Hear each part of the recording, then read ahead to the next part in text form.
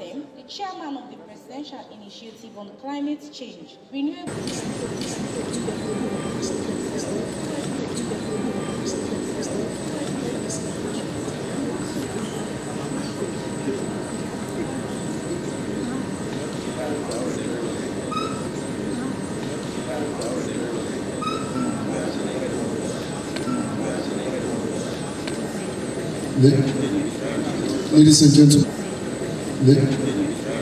Ladies and gentlemen, the President and the First Lady.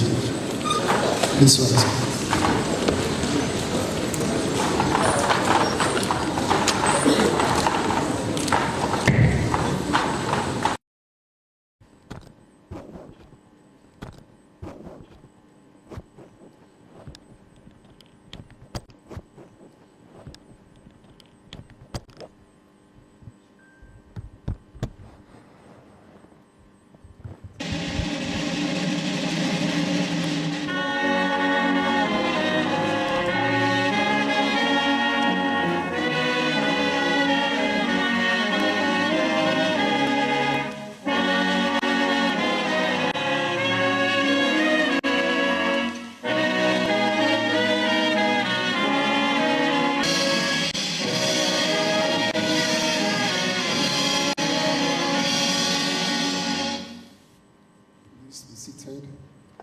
Thank you very much.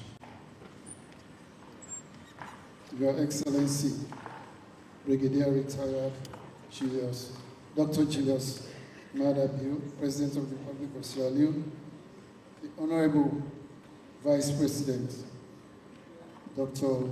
Mohamed Jude Jallo, the First Lady, members of the Diplomatic and Consular Corps, the Honorable Members of Parliament present,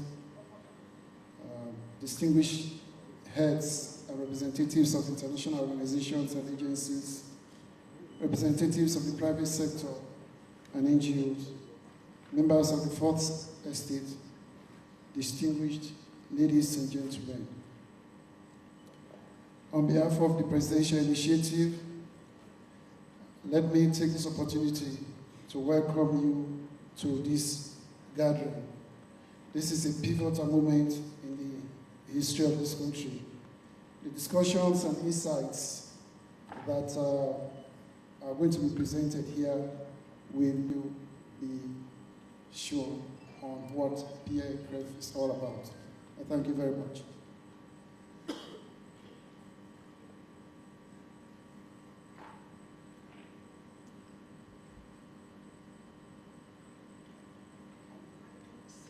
Congratulate the Presidential Initiative for the organization of this second national dialogue. And last but not least, enhancing food and nutrition security. We at the delegation of the European Union to Sierra Leone fully recognize that access to clean and affordable energy, climate-resilient agriculture, and food security are crucial for economic and social development and needs to be addressed in a strategic and multi-sectoral manner. This is why I genuinely appreciate the collaboration efforts among government stakeholders and partners driven by the Presidential Initiative, facilitating policy coherence, coordination, and mobilization of international partnerships and resources. His Excellency the President created the new initiative of climate change, renewable energy, and food security a year ago with some clear objectives in mind. First of all, he wanted to ensure policy coherence amongst MDAs in those three areas: climate change, renewable energy, and food security, so that we can align policies with national goals and targets. We can encourage collaboration amongst the relevant actors within the MDAs, but also other stakeholders across those three areas. Second, he wanted us to mobilize international partnerships for a good reason. After wages are paid and debt is paid from our national revenues, very little is left for capital investments and long-term investments in transformation, infrastructure, energy, and so on. So he wanted us to mobilize international partnerships and resources to support the MDAs and other stakeholders to do what they do best. Thirdly, they wanted us to also join the national and international advocacy to position some of these issues so our people can understand them better, seeing the interconnection between, for example, climate resilience and food security and agricultural transformation. And in fact, globally, to position our country as a country that is ready for change, that a country that is also aligned with all these international mega trends like climate change, energy transitions, advocating for us, showing what we're ready to do nationally so we can also be included in a number of the major international programs that are being developed. And finally, to engage better with our international partners that are in the country, help also give them a unified message from government as to what our priorities are, and of course to support the big 5 game changers. We've tried to do that. We've just been around for a year, and through his leadership and his guidance, we've been able to build a very good collaboration with a number of ministries, particularly Ministry of Finance, Ministry of Agriculture, Ministry of Energy, Ministry of Environment and Climate Change. We've been able to work together, and by doing that, we've moved faster together. We have in the title, though, inclusive energy transition. And here in the Embassy of Ireland, we just have that concern about ensuring that we deliver energy solutions for the poorest rural households. To that end, then, we have partnered up with the private sector, with the Easy Solar, and with one of our strong partners, Trocra. And we have devised a programme to deliver energy solutions to poor households. For me as a Deputy Minister, I would gladly say that over the past 1 year, I have enjoyed that kind of collaborative effort with the Chairman of PICREF, who is Dr. Kande Yupo. You know, the President led the delegation that was also facilitated by Dr. Yunkela to Vienna, where donor coordination effort to mobilize resources for the energy sector was observed. And as a matter of fact, a lot of pledges were made to foster a renewable energy landscape in the energy sector. I am the minister in charge of executing the president's vision in Freetown, but I've not been doing this. But to be able to advance this has been very instrumental in shaping what we've done. From the very mostly together on the strategy, formulating what the strategy is. Those forms that we came up with, the strategic interventions, they were there, identifying the production zones, setting those targets, making sure they are realistic. The other area where we've collaborated a lot is on international engagement. The difference maker really for us is having PICREF and the chairman specifically help lead the charge with the president to raise funds for what we're doing in Freetown. A key example of that was what we did in Vienna. We had been talking to the partners, they had made the commitment. We needed a forum to do this, so the chairman made that connection for us. We raised quite a lot of money, close to 840 million for both energy and food security. And finally, the chairman's passion for energy and the use of energy has been very. We've identified hubs. These hubs need critical infrastructure. Very grateful. We're looking forward to working even closer with them. Energy is vital for the economy. It's vital for have light at home for children who do their studies. It's important for hospitals to have reliable source of energy so they can look after the patients who are in the hospitals. And it's important for small businesses to be able to plan and run their businesses, as well as for the major enterprises as well. So the UK has been working in the energy sector in Sierra Leone for quite some years now. We've got 4 primary areas where we're working. One area we spent about £20 million working in providing hospitals with solar power, particularly to enable off-grid hospitals to have energy supply 24/7 to provide essential care. It was one of our really flagship projects, setting up renewable energy, solar-powered mini grids around the country to bring power and light to villages and communities and previously everyone. IPAC was an initiative by His Excellency President Leone that saw the critical role that this entity could play to coordinate the different priority sectors across the government of Sierra Leone.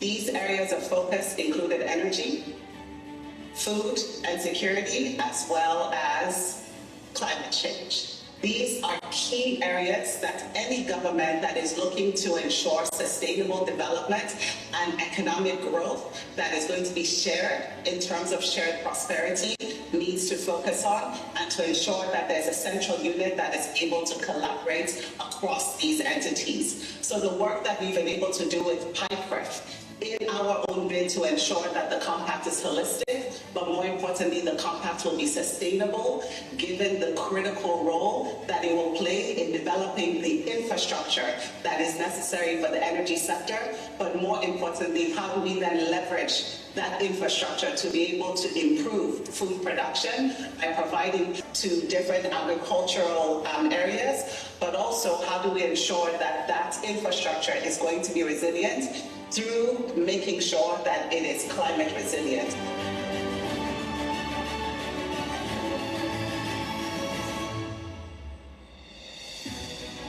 Ladies and gentlemen, the Honorable Dr.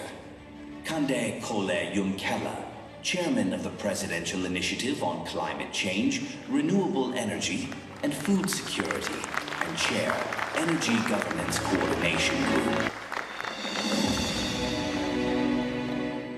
And Madam Kadiatu Ali, Deputy Minister 1, Ministry of Finance.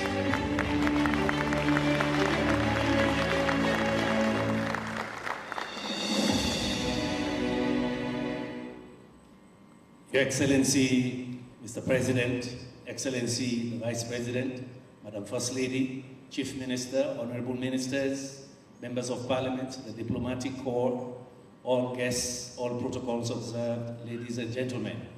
I'm very honored that I'm here with my co-pilot today, the Honorable Deputy Minister 1 of Finance. Don't be surprised why we're together. If we don't fix energy, we cause problems for her. If we fix energy, she gets more revenue and the whole country prospers. Isn't that the case? Absolutely, sir. So we are here together and all, on behalf of all our partners, Ministry of Finance, Ministry of Agriculture, Ministry of Environment, Ministry of Energy, and many collaborators, we combined our efforts to put this dialogue together. It's our second edition. If there are any problems, let us know, we'll fix it. But the President thought it fit, given the connects everything in an economy, that he wanted regularly that we bring people together so they understand the longer term transition. We started last year. This year is our second edition. We have even more partners. We've prepared a good menu for you of a number of topics, but the central theme is from commitments to action. We want to demonstrate that some of what the President said last year we're already doing and will finish them. But we want to give you a longer term perspective where we're headed. So yes, you will see that we will launch a just, and we put the best institutions together using data that existed here in the World Bank, in the NCC, EU, other parts, other institutions, to put a plan together. That is a 10-year plan that will help this country transition to affordable, reliable, clean energy solutions. Madam Minister, you're here with us as well. Your Excellency, Mr. President, Honorable Ministers, kindly permit me to stand on existing food security. We must and we will leave here understanding that there is a national dialogue on climate resilience and energy transition, noting and underscoring the theme of this event as a transition from commitment to action.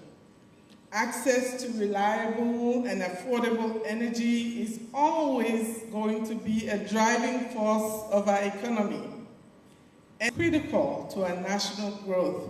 Yet, we're challenged by high costs of energy that our economy must absorb and endure. These challenges cannot be sustained if our fiscal and budgetary bottom lines are to improve on a long-term basis. Our deliberations that His Excellency's government treats climate actions as top priorities. Yet, as a result of his leadership, we at the Ministry of Finance have established a committee that is tasked with leading mobilization of climate finance, both domestic and international. To achieve this, with the support from the World Bank, His Excellency's government is developing a medium-term climate finance strategy. This will further enhance our chances to access international climate finance. Additionally, the Minister of Finance has requested technical support from the IMF to develop a climate fiscal trust fund.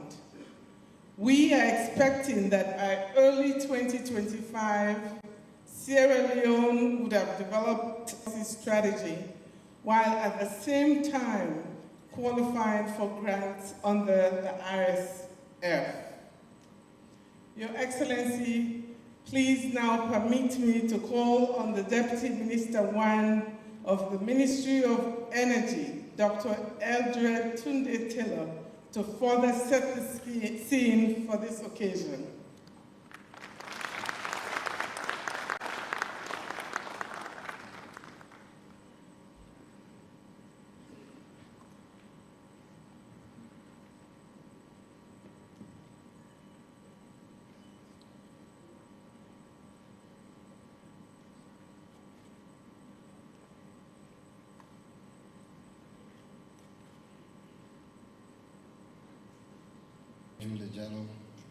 Her Excellency, Her Majesty, the First Lady, Dr. Fatima Bio. Good morning. Kindly permit me to stand on existing protocol. Your Excellency, it's an honor and a privilege for me to welcome you to the 2024 National Climate Resilience and Energy Transition Dialogue here in Freetown. Let me thank you, Your Excellency, for your presence and for dedicating your time to address some of the most pressing challenges and promising opportunities in the energy sector. Today, as we come together from different corners of the energy sector and different parts of the world, we unite around a common purpose, and that is to create a sustainable, efficient, and inclusive energy future. It is a momentous time for the energy sector, and I'm also very excited to be here with a room full of leaders, innovators, and change makers who share His Excellency's vision. This gathering with experts and stakeholders from around the globe signifies not only our shared commitment to addressing pressing energy challenges, but also our collective resolve to pave the way for a sustainable future. As we set the stage for this important dialogue on energy challenges, our current energy infrastructure is under strain with low access to reliable electricity that is impacting our development efforts. As highlighted in the recent World Bank report, access to power remains the binding constraint to growth. And as a ministry, we recognize that in order to propel our nation forward, as we must move away from the liquid fuel-based generation towards more sustainable, renewable sources of energy. Your Excellency, this dialogue is vital for our energy sector as it provides a platform for stakeholders from various sectors, including to modern energy cooking services and scaling up of mini-grids. By sharing knowledge and best practices, we can address the intertwined challenges of climate change, energy access, unemployment, and poverty. Your Excellency, distinguished ladies and gentlemen, I would like to take a moment to acknowledge our invaluable partnership with the Presidential Initiative for Climate Change, Renewable Energy Security, PICREF. Together, we've co-designed this dialogue, ensuring that it reflects our shared vision and addresses the specific needs of Sierra Leone. This collaboration embodies the spirit of unity in facilitating this event. Reflecting on our progress, I would like to highlight the recent investment roundtable held in Vienna that was led by you, Your Excellency.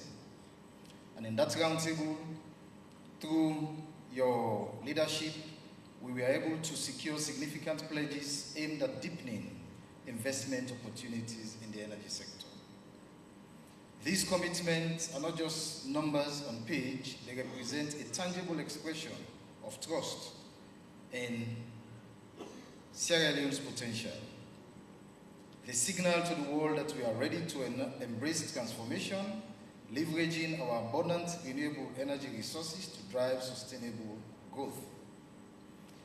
In the intervening month, Your Excellency, since the first Climate Resilience and Energy Transition Dialogue in 2023, I'm happy to report on several forward-thinking initiatives within the energy sector, namely, A, on the 27th September 2024, we secured a $480 million compact from the United States projects, the transmission backbone in the south, the distribution and access project, and then the power sector reform. And secondly, with funding from the World Bank, we secured Deloitte Ghana as consultant for the transaction advisory services, private sector participation in EDSA, in the operations and management of the utility. Your Excellency, I'm pleased to report that Deloitte has conducted a full financial and due diligence of EDSA and subsequently launched the request for expression of interest to potential investors to express their interest in participating in the O&M concession. As the deadline for submission was on the 21st October 2024, Your Excellency, 8 of 11 was received from the various bidders, and the evaluation committee has subsequently looked at them, and we are at the final stages of identifying those that met the required criteria for them to proceed to the request for proposal, which is the next stage. Your Excellency, process introduction of new provisions and regulations of the EWRC Act to enhance broader private sector participation and operational efficiency of the Commission has also been graciously approved by you in Cabinet, and that is now in the well of Parliament for consideration.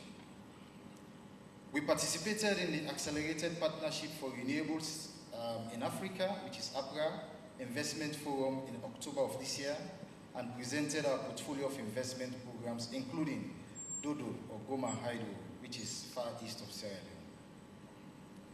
To enhance energy sector operations and effectiveness, Your Excellency, we shall engage in a retreat with you at the earliest convenience so that we have a better kind of coordination as the sector moves forward.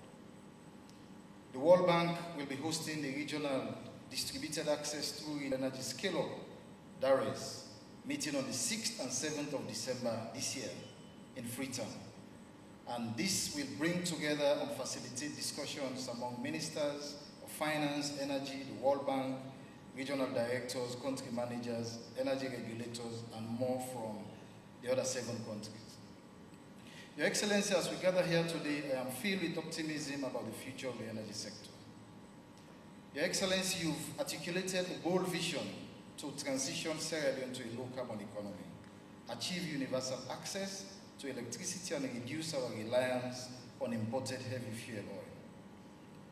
During this dialogue, we will unveil our Just Energy Transition Plan and Green Growth Investment Plan. These strategic frameworks are designed to align our energy ambitions with our nationally determined contributions and global climate goals. They will guide our transition towards 100% electrification, leveraging decentralized renewable energy solutions, ensuring that all citizens have access to clean cooking technology. The goal is to build strong coalition and partnership among local and international partners, enabling us to develop cost-effective and scalable solutions that will benefit all Sierra Leone. In closing, His Excellency, distinguished ladies and gentlemen, I would like to express my sincere gratitude to each of you for your presence and participation on this important dialogue. Together, let us harness our collective expertise and passion to drive energy transition in Sierra Leone. Let us affirm our commitment to sustainable development and climate resilience, not just for today, but for the future. I look forward to the discussion and insist on insight over the next 2 days. As we proceed, let us continue to foster collaboration, exchange knowledge, and inspire each other to take meaningful action towards sustainable energy transition we aim to achieve. Thank you for your belief in a brighter, more sustainable future for Sierra Leone. Together, we can navigate this journey towards an energy secure and prosperous and resilient nation. Thank you very much. Thank you, Honorable Deputy Minister One, Ministry of Energy, for setting the tone and setting the scene. Mr. President, allow me to just elaborate a couple of points he made. You requested a complete financial audit of EDSA in March. We want to confirm to you that with the support of the World Bank and GIAP, the embedded financial advisors have completed that will be acting on their recommendations. We also want to assure you that we know the reform for EDSA is a long process, but we want to assure you financial audit and recommendation and the new board that you've set up, the reforms will begin now, again from commitment to action. We also want to thank the World Bank for choosing Freetown over Abuja to launch the DARES program. Thank you very much, the World Bank. But in private conversations, they said, yeah, we recognize the changes the President is driving as the acting Minister of Energy. We want to reinforce it, but also to give you a challenge to even do more and move faster. So Abdi will live up to that challenge, will deliver. Thank you for choosing Sierra Leone, and you will be hosting the DARES launch. And it's for 7 African countries, and it will be expanded over time.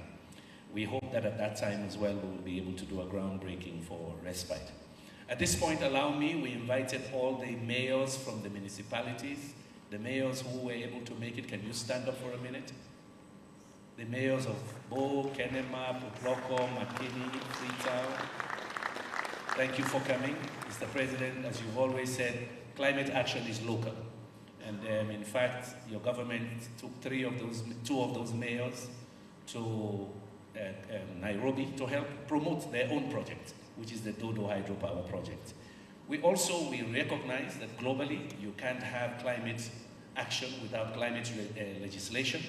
You can't have certain acts without parliament, and we invited the 4 chairs of energy, climate change, agriculture to come to this forum. Please stand up, honorable members of parliament.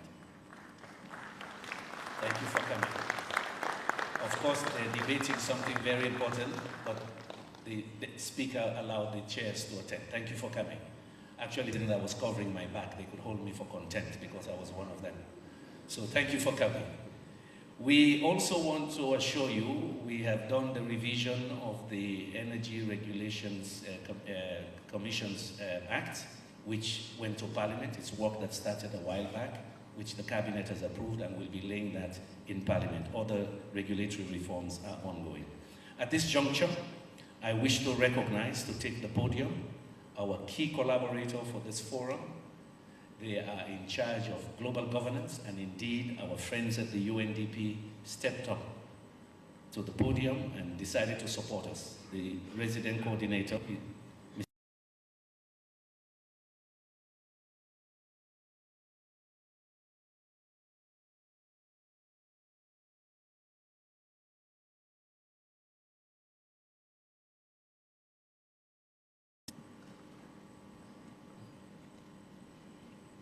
Your Excellency the President, retired Brigadier Julius Madabio, Your Excellency First Lady, Dr. Fatima Bio, Dr.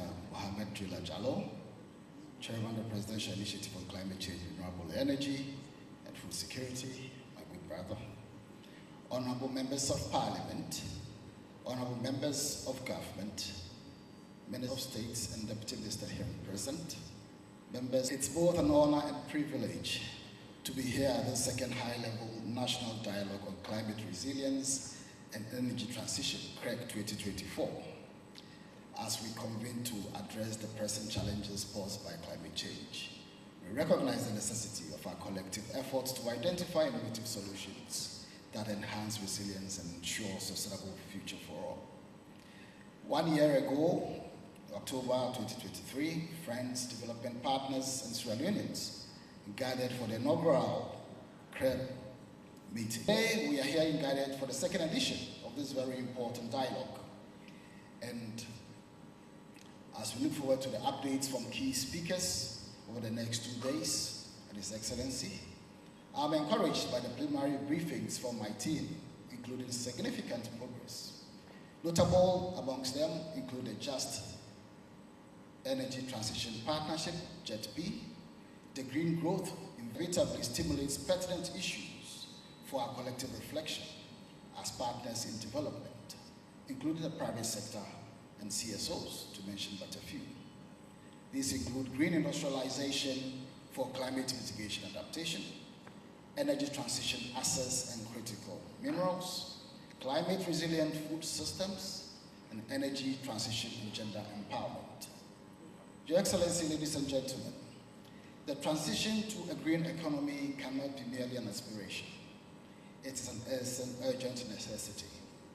And UNDP is committed to supporting Sierra Leone on this journey towards green industrialization, which we all know will create sustainable jobs, reduce carbon emissions, and enhance adaptive capacities. By promoting green technologies and sustainable practices, we can support our small and medium processing enterprises and industries, mitigate their environmental impact, and adapt. UNDP advocates for an energy transition that prioritizes the needs of the most vulnerable, including women, the elderly, children, and people with disabilities. We also recognize the critical role of minerals and renewable energy technologies in this transition. By mining practices and ensuring local communities benefit, we can pave the way for inclusive and equitable energy access for all. Food security is integral to climate resilience, and we are committed to working hand in glove with the government of Sierra Leone to promote climate-resilient food systems that not only address the climate change, but also enhance agricultural productivity and sustainability. Through laudable initiatives such as the Feed Salon, we look forward, these and partners, to support innovative agricultural practices, strengthen agri-value chains, and empower smallholder farmers, ensuring are robust and capable of withstanding climate shocks. Into our energy initiatives, we ultimately will ensure that women have equal opportunities to participate in and benefit from the transition to sustainable energy. For empowering women strengthens communities, drives innovation, and enhances the effectiveness of our climate actions. Your Excellency, sir, UNDP assures the government and the people of Sierra Leone of our continued facilitation role in climate resilience and energy transition, and that is why we're a key partner to this particular dialogue. We are committed to mobilizing climate finance at both national and international levels, collaborating closely with the Climate Finance Unit. Additionally, we will engage with you to accelerate efforts in integrating climate adaptation and mitigation to accelerate grassroots youth-led solutions to climate change. We have also supported the establishment of weather stations, agency, and have empowered communities and women-led groups to develop sustainable practices such as clean cooking stoves. Through our Global Environment Facility, Small Grants Program, and Growth Accelerator, we continue to provide funding for local initiatives focused on climate change adaptation and mitigation. Our strategic partnerships with international financial institutions will further enhance our commitment to engage with key areas, thematic areas to be discussed today and tomorrow. In conclusion, Your Excellency, ladies and gentlemen, at the UNDP, we believe our role is to catalyze meaningful change and foster partnerships that drive progress in climate resilience and energy transition, forge a path towards a resilient, sustainable, and equitable future for all. Thank you very much for your attention. Have a good visit. Thank you.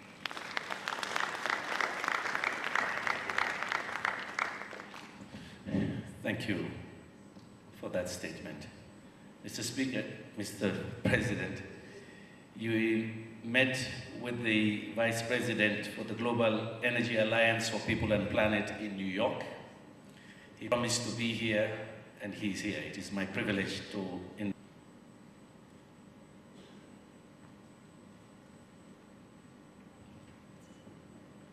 Your Excellency, the First Lady, and Your Excellency, the Vice President, everybody, good morning. All protocols observed.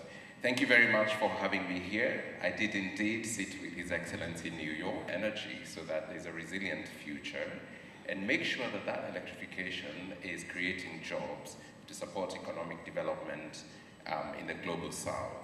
In Sierra Leone, we've supported everything from getting to generate electricity to working with rural women to support them use solar appliances to improve the economics of the work they do through productive use of power.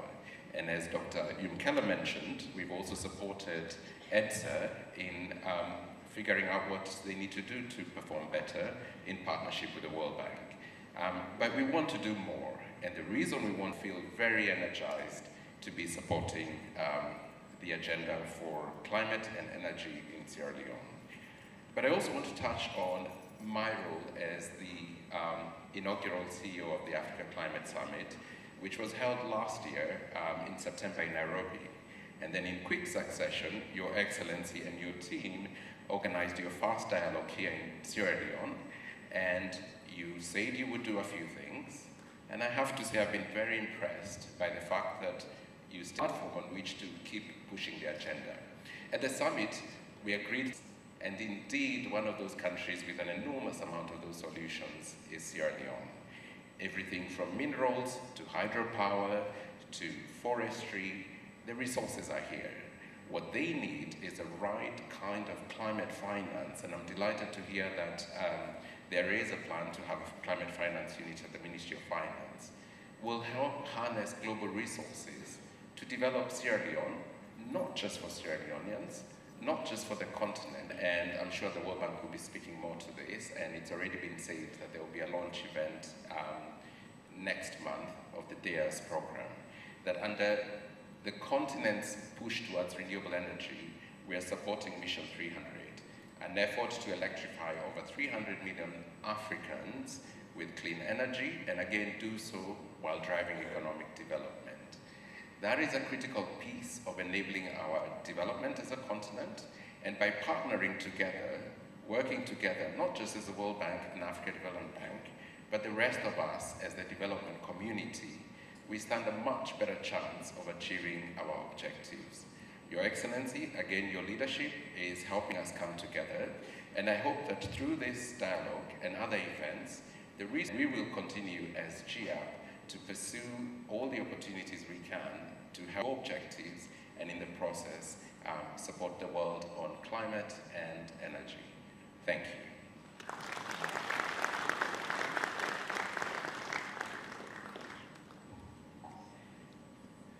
Your Excellency, I just want to complete the process of shortlisting.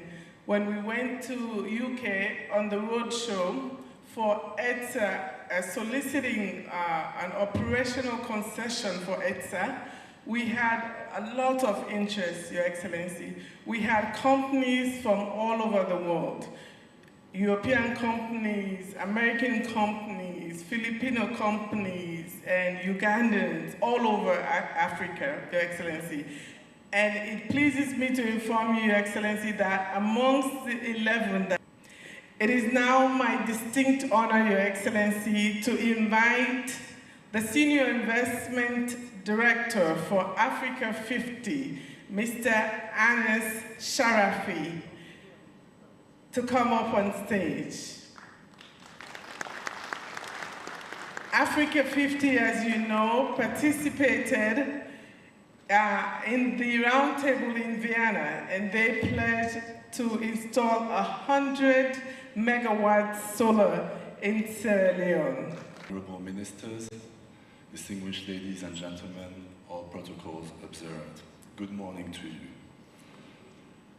Let me first say that we are very pleased to be part of this important gathering here in Freetown. This is a very important event that is going to pave the way for the transformation of the energy sector, to helping or contributing to filling the investment gap in infrastructure in Africa. Our founding shareholders, the African governments, of which we have 30 today, including the Republic of Sierra Leone, the African Development Bank as well, gave us the mandate to support the development of infrastructure by way of contribution of the private sector. Sierra Leone being a founding shareholder of Africa 50, we are, of course, it's our duty to the vision of the country. What we do is that with the funds that were provided to us by our founding shareholders, we have, over the past 7 years, invested in 22 projects, all large-scale infrastructure, including many in the energy sector, across countries, ranging from thermal power to renewable power to power transmission, and ranging from size from 100 to 450 megawatts. In addition to this, we have started mobilizing significant capital for African infrastructure. Last year, at Africa 50, importantly, the very important thing is that most of this capital was raised from African institutional investors. This was the very institutional investors put their money where their mouth was and were the first to show that they supported infrastructure on the continent. And on the back of this, now we are talking to global investors across the world to join the effort. Another important, very important initiative is the Alliance for Green Infrastructure in Africa. This is going to be a game changer in project development. As I mentioned, to effect a step change in terms of capital allocated to this early stage, AGIA is targeting $500 million specifically for supporting project development. Becoming a reality, we are now working on making it operational by early next year. And this is also something that could benefit Sierra Leone. Now, Sierra Leone has a very vast and established potential for energy, particularly renewable energy. I think we all know this by now. Hydro, solar. The needs are very substantial amount of investment. And with government resources being constrained, we think the private sector will play a very big role in contributing to this investment. We are always excited to work with governments that have a vision and that are supportive, very supportive of private sector involvement. I think the government of Sierra Leone is showing us that it is very serious about mobilizing private capital to develop the energy sector. It's all about achieving results. As long as we don't have projects on the ground being constructed, becoming operational, we have not achieved anything. So our commitment is to work towards practical results in the sector. Thank you very much.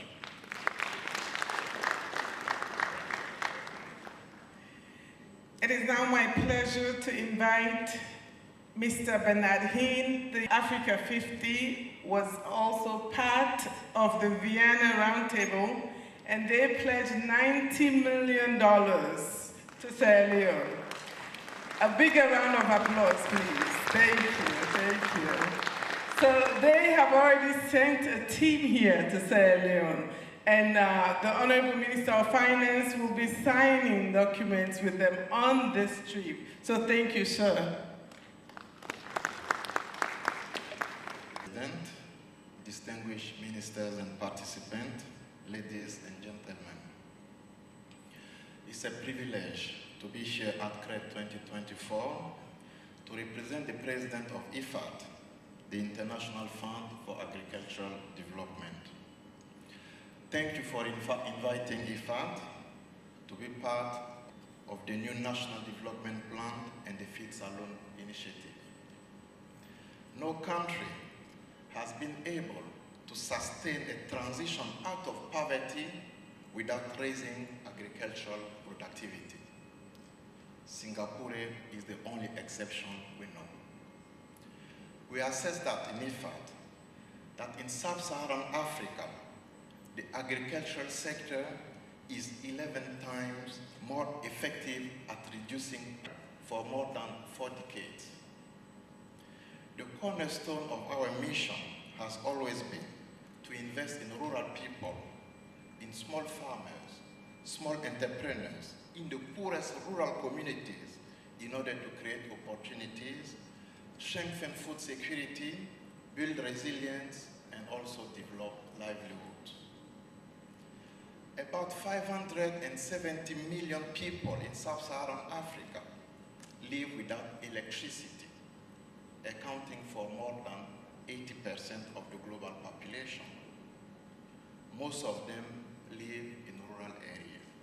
The access is only around 20% in the region. Just like everyone, small-scale farmers need energy. The lack of energy services makes agriculture less productive and increases post-harvest losses, preventing the effective processing and storage of crops. This reduces farmers' incomes and keeps us in the vicious circle of food insecurity. Moreover, many farmers have no alternative than relying on burning biomass such as wood, charcoal, agricultural waste to meet energy needs, contributing to environmental degradation.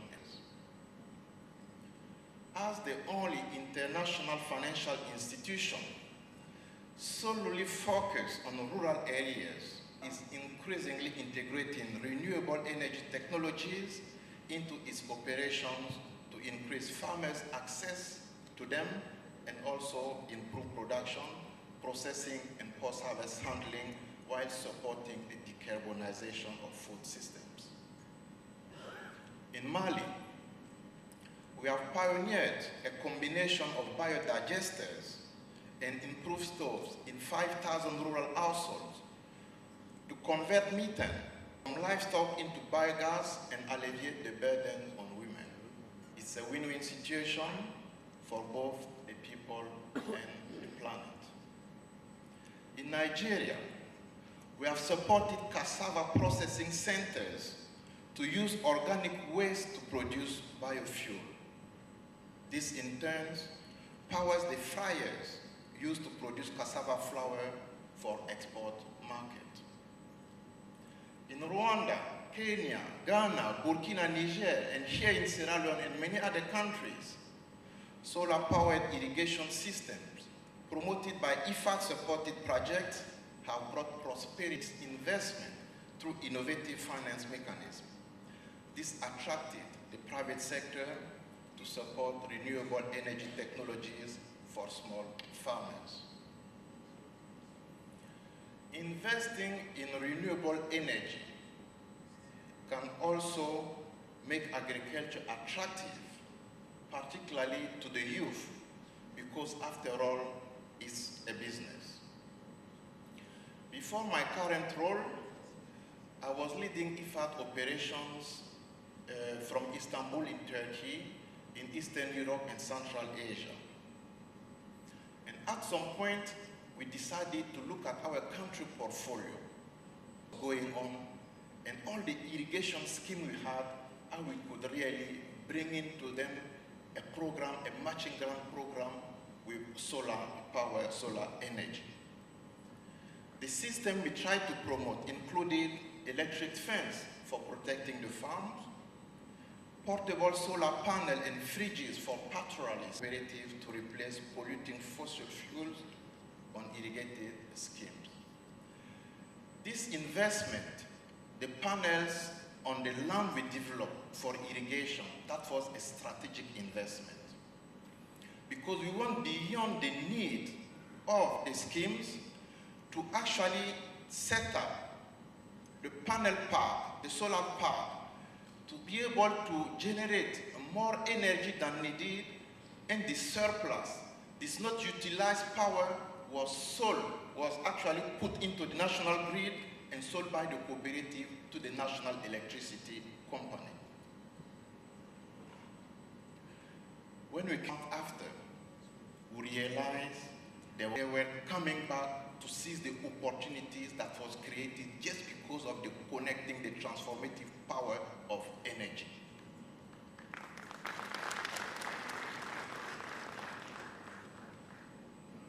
When we asked them why they were coming back, they were saying farming, making us for bringing us back to our villages. This is what they told us.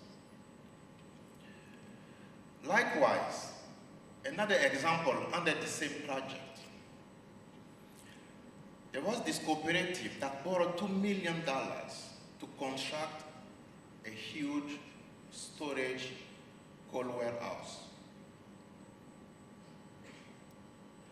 with the objective to actually collect all the fruit in the district and export them to Moldova, Georgia, Uzbekistan, Tajikistan, and so on. Then they could not operate because they could to a solar park. And after doing this, again, the same reverse migration from the cities to the village, and we saw how the number of orchard or vineyard started suddenly going up in the district, contributing to local development. So the learning here is that true resilience requires making energy available, affordable, and sustainable for all.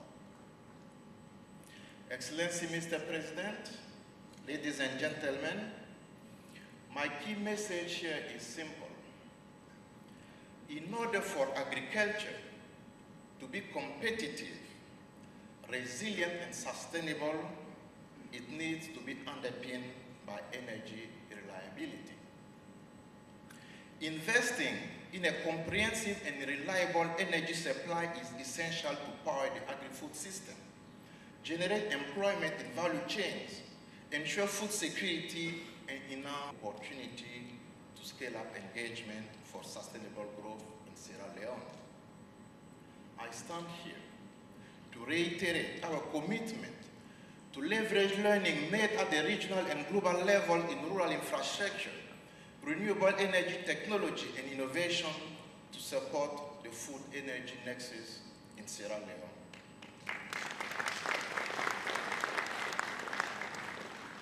On Wednesday, the Deputy Minister 1 of Finance recalled it.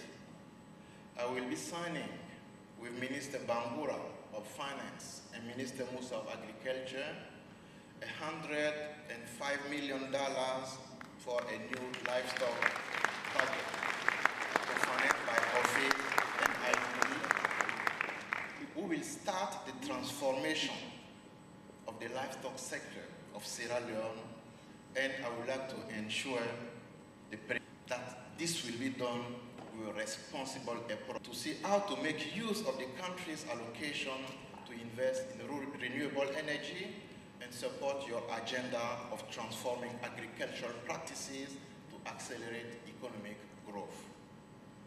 IFAD's commitment is to work alongside the government to make hunger a thing of the past and to achieve food security for all men.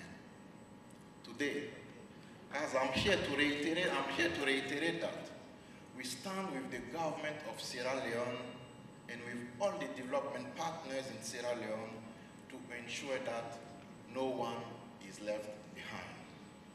It's the simple obligation at the heart of the 2030 agenda. Excellent organized event.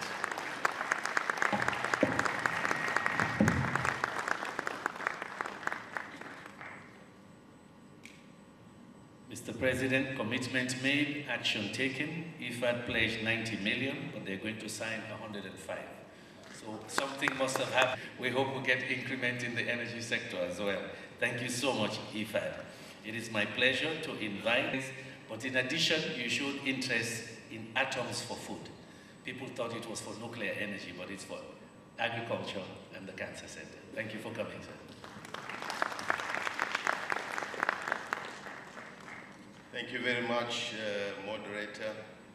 Your Excellency, the President, Excellency, the First Lady, Excellency, the Vice President, Ministers, Members of Parliament, all protocol observed. I bring you greetings, Your Excellency, from your friend, the Director General of the IAEA, Rafael Mariano Grossi. Really wanted to be with you here, but because of other engagements, he couldn't. So kindly please accept his apologies. He has requested me to represent him in this very important dialogue. Excellencies, ladies and gentlemen, if you did not know, then I need to tell you that the International Atomic Energy Agency promotes atoms for peace and development. And at the moment, we work in 50 countries in Africa in helping the needs and the priorities of the countries in Africa using nuclear science and technology for social economic development.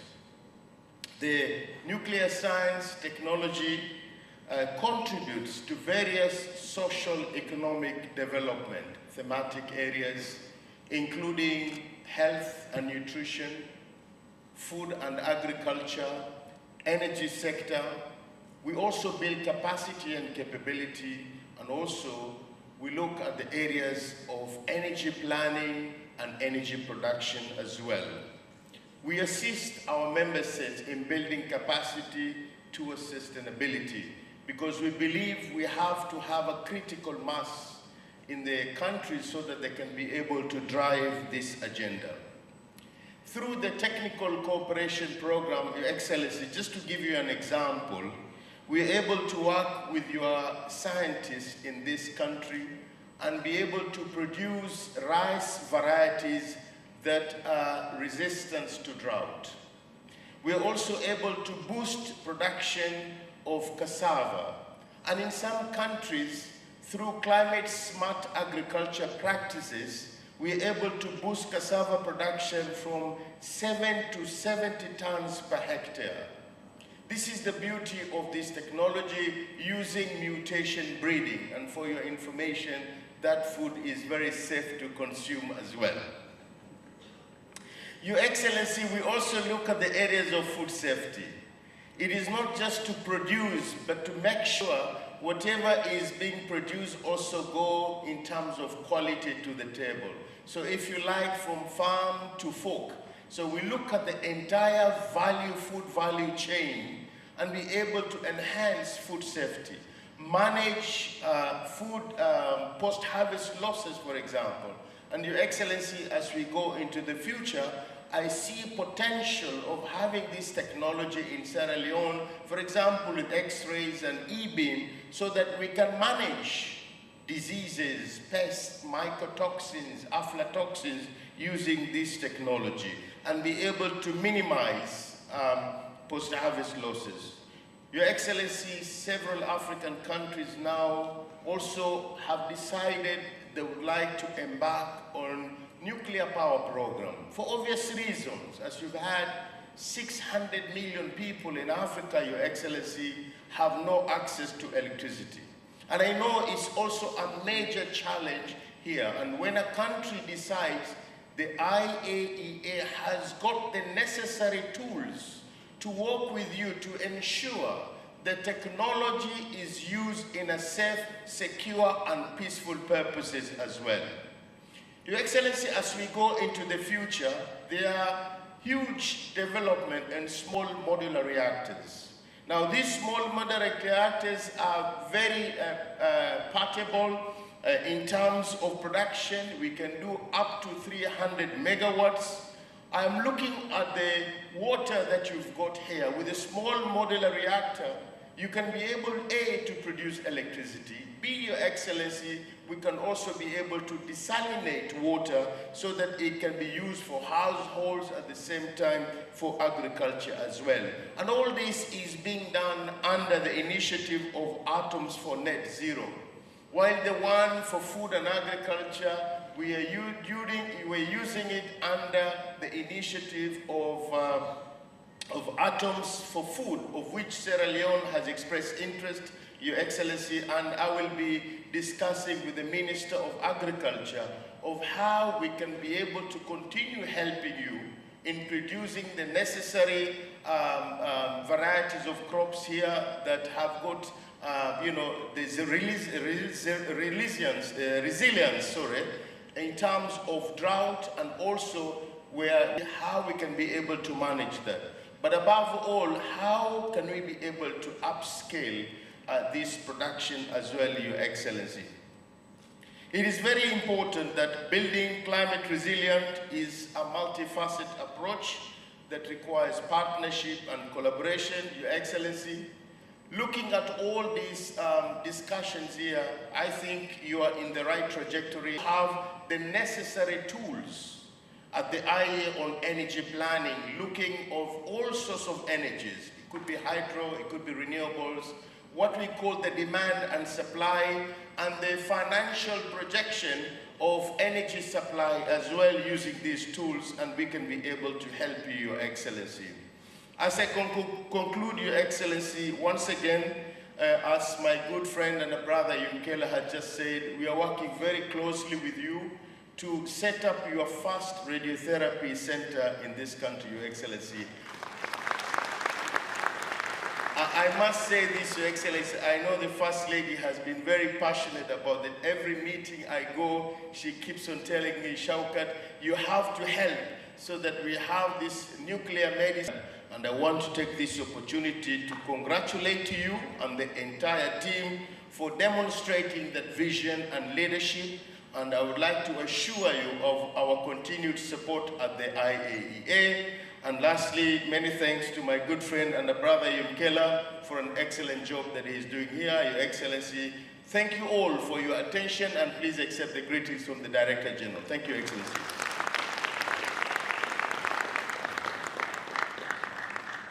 Mr. President, Shaukat almost made me feel nostalgic to go back to Vienna, you see. But I knew, Madam First Lady, when your staff were asking me, are you sure she should be there?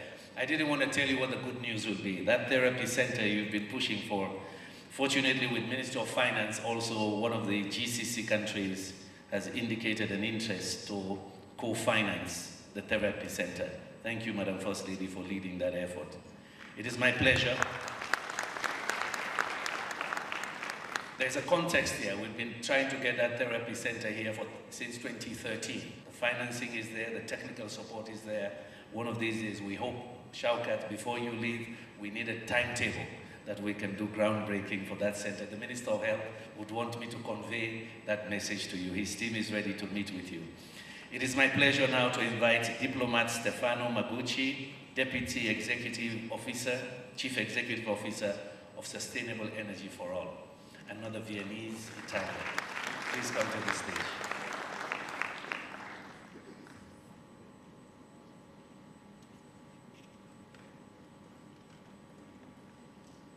Thank you very much, Kande. Thank you.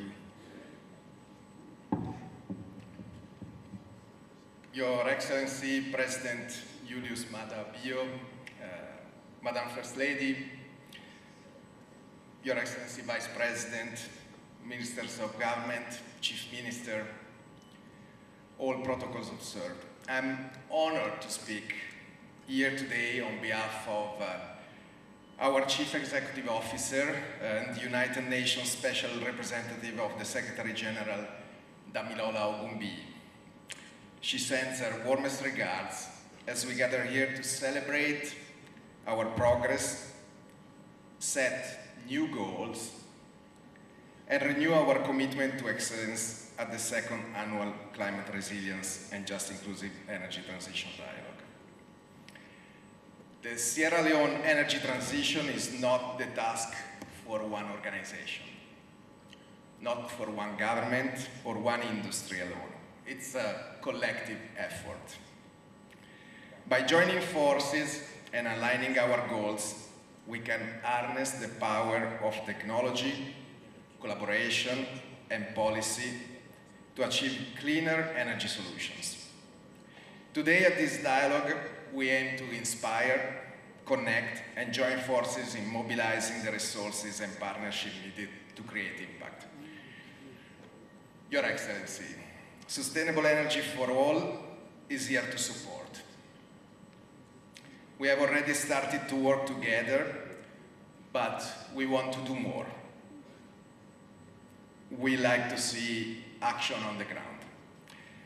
To help improve power reliability and healthcare services in close partnership with the Ministry of Health SC4All has been implementing the Sierra Leone healthcare electrification project with funding from the UK government. 6 key hospitals have been electrified with solar energy, and this project was commissioned in December 2023, with a further 12 more hospitals and 25 community health centers to be commissioned by March 2025.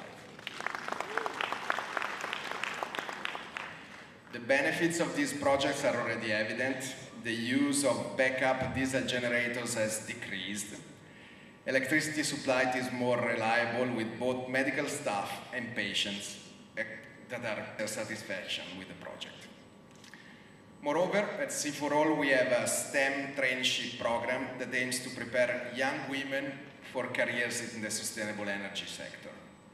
The traineeship provides activity-based technical and soft skills training and features practical application of the skills in the context of Sierra Leone energy transition. To date, in Sierra Leone, the program has supported 23 women in STEM and energy fields across 2 cohorts, 2023 and 2024. Our trainees have actively participated in installing rooftop solar systems for healthcare facilities, ensuring reliable electricity supply. We had the graduation ceremony last week. It was a very enriching moment for me, and I must say the sky is the limit to the contribution of the Sierra Leonese women to the energy transition. I look here at the First Lady and all the ladies in the hallway today. I think women can be the first beneficiaries of the transition, but I wish they are also the main actors. Finally, we bring environment to unlock private investment. In 2023, we awarded Power Leone, Enercity Ltd, 7 mini-grids projects with 1,193 electricity connections, with welfare benefits of over 10,000 people, including homes, businesses, and public institutions. So far, 2 out of 7 sites have been commissioned, and a third due in December 2024. These projects are already benefiting over 400 homes, businesses, and public institutions. And at an outcome of SC4All technical assistance and advocacy, on the 2nd of August, the Ministry of Energy and mini-grids operators signed an MOU that lays out the specific action for government to enable the growth and investment in the centralized renewable energy sector, including an approach for mini-grid tariff setting, fiscal incentive, expedited custom clearance procedures, and reduction of transaction costs for DRE projects. Esteemed guests and friends, today we mark the beginning of something extraordinary. Throughout the request of His Excellency the President, we have developed the Sierra Leone Energy Transition and Green Growth Plan, which takes a lot of economy approach across key sectors like power, transport, industry, buildings, appliances, and agriculture. The plan analyzes multiple scenarios. You will have the chance to listen to the presentation later today to assess the overall least cost pathway for different energy supply options to meet the country's future energy demand while aligning with the nationally determined contribution targets under the Paris Agreement. I would like to point out that this energy transition and green growth plan will require significant investment and development. I will give you a few examples. By 2040, achieving 100% electrification will necessitate 440 megawatts of mini-grid and grid reinforcement. By 2050, approximately 4.5 gigawatt of hydropower and solar-based grid capacity, along with 2.5 gigawatt of transmission and distribution will 2050. The low-carbon development scenario in particular demands 55% more investment compared to the business-as-usual baseline. So we have to do double as much. To ensure the successful implementation of this Green Growth Plan, I would like to call on all the development partners that are present today to rally behind the government and provide financial and technical support. As I said in the beginning, energy transition is a collective effort. And to conclude, thank you. I would like to thank the government of Sierra Leone under the stewardship of His Excellency the President for its continued partnership and unwavering commitment to providing sustainable and affordable and renewable and reliable energy to Sierra Leoneans.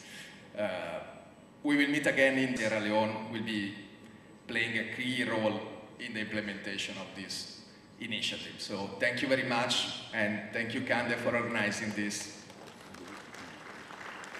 I will see you in December.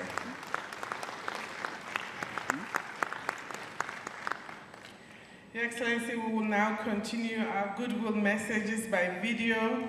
The first video will be from Power Africa. The coordinator, Ms. Let's roll the video. Ladies and gentlemen, welcome to CRET 2024, the Climate Resilience and Energy Transition Dialogue, where words meet action. Our theme this year, From Community, is brought to you by the Presidential Initiative on Climate Change, Renewable Energy, and Food Security, in partnership with the Ministry of Finance, Ministry of Energy, Ministry of Agriculture and Food Security, Ministry of Environment and Climate Change, the United Nations Development Program, Sustainable Energy for All, and the Directorate of Communications in the Office of the President.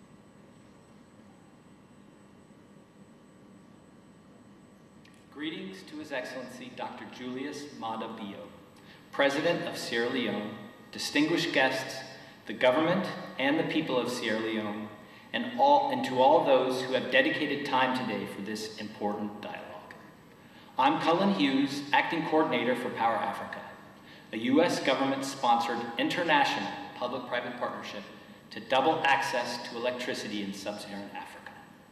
I'm joining you today virtually at this second Climate Resilience and Energy Transition Dialogue to emphasize our commitment to supporting Sierra Leone. We understand the critical importance of addressing the country's current energy crisis. Thus, we are ready to step up our support both in the short and long term. If you haven't already engaged with our advisors through our new program named Empowering West Africa, I'd like to share 3 areas of support we will provide through the Empower program in the coming year. First, we are deploying a skilled transaction advisory team. This team will work to assist the government of Sierra Leone with procuring an emergency power solution with the intention of helping phase out Sierra Leone's reliance on car power shipping.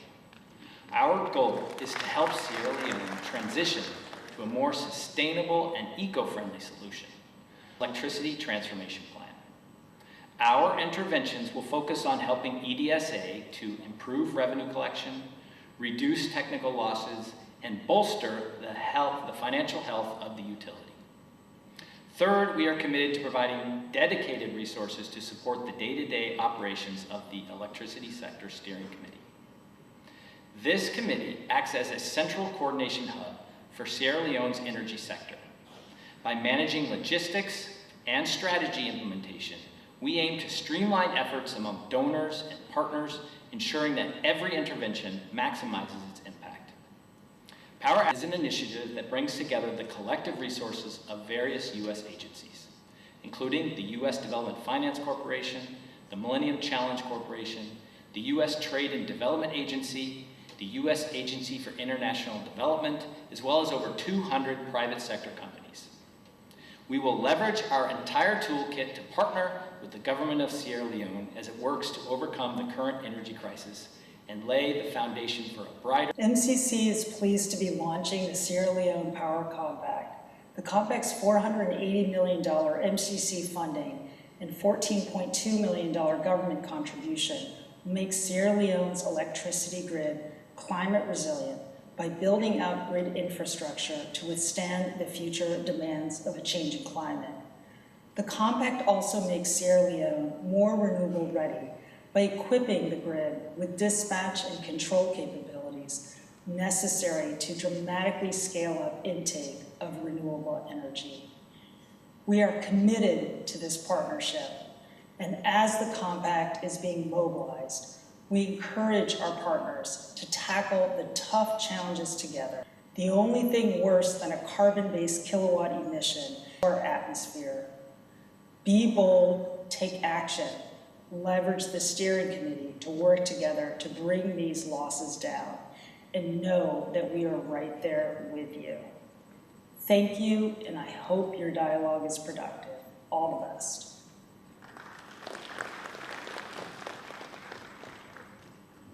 Thank you very much.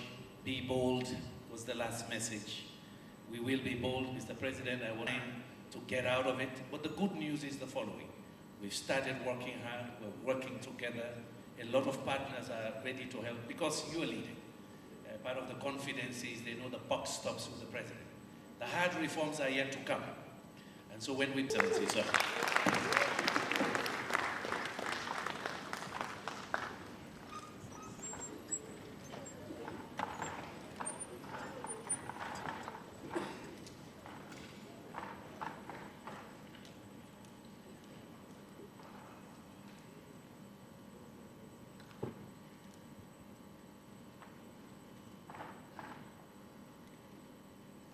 Let's sit down.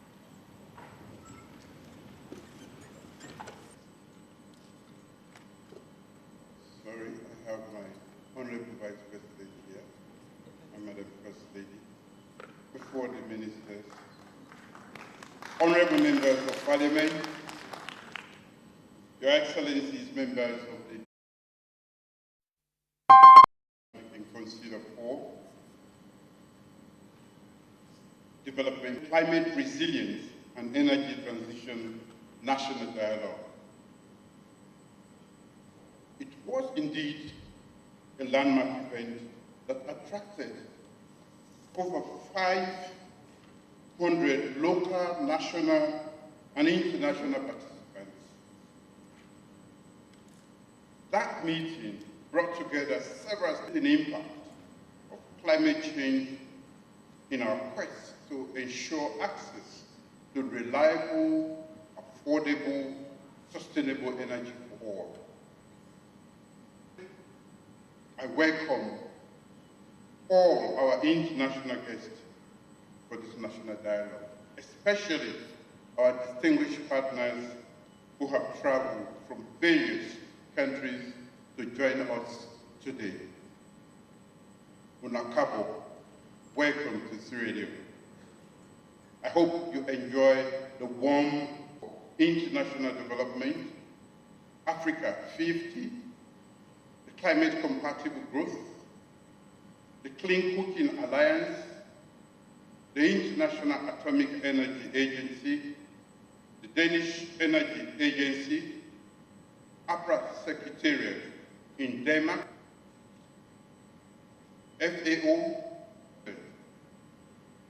Let me also recognize other institutions like Power Africa and the MCC also sent goodwill messages to show their support for my government's energy transformation efforts. I thank you all for the Climate Resilience and Energy Transition Dialogue. My government kicked off the development of a just and inclusive transition plan and green growth plan for Sierra Leone in the context of climate resilience and sustainable food systems. This plan encompasses a whole of economy approach analysis of key sectors like agriculture, transport, mining, etc., with multiple and inclusive energy transition plan and green growth plan today.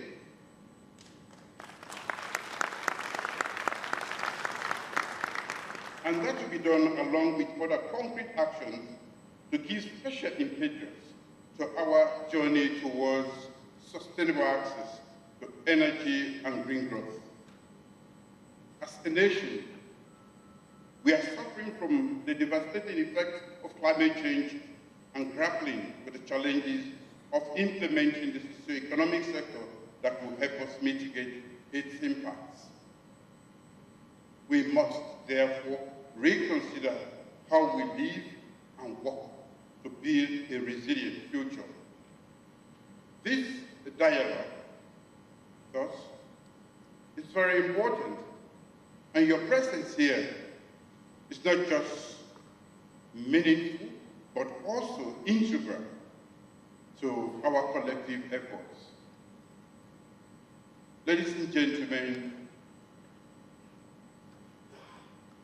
our response to climate change cannot be separated from the issues of access to energy, food security, and economic livelihoods.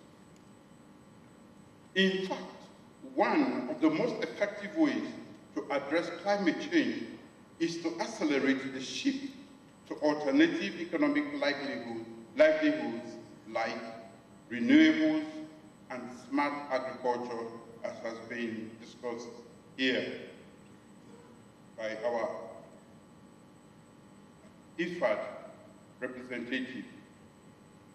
We need affordable and sustainable renewable energy to power our cities, industries, and also homes. Fortunately, Sierra Leone is endowed with multiple renewable energy sources. But of course, transitioning these resources into usable energy for domestic and commercial purposes is not only daunting, but also very costly. I however remain hopeful because I know we have very good friends in and out of here. In line with our global commitments on climate change actions, Sierra Leone stands ready to build a greener and more sustainable energy future. We remain committed to moving away from heavy fuel oils and other thermal sources to a more diversified energy mix with a greater share of renewable sources. Our medium-term national development plan is anchored within the framework of 2024-2030, and renewable energy availability is one of the key drivers for delivering on the development pillar. Some of our friends here were with my team and I in June this year at the OPIC Funds. Financial commitments and technical support we are offered in help our energy sector and our ambitious agricultural initiative on behalf of our people. Thank you for coming.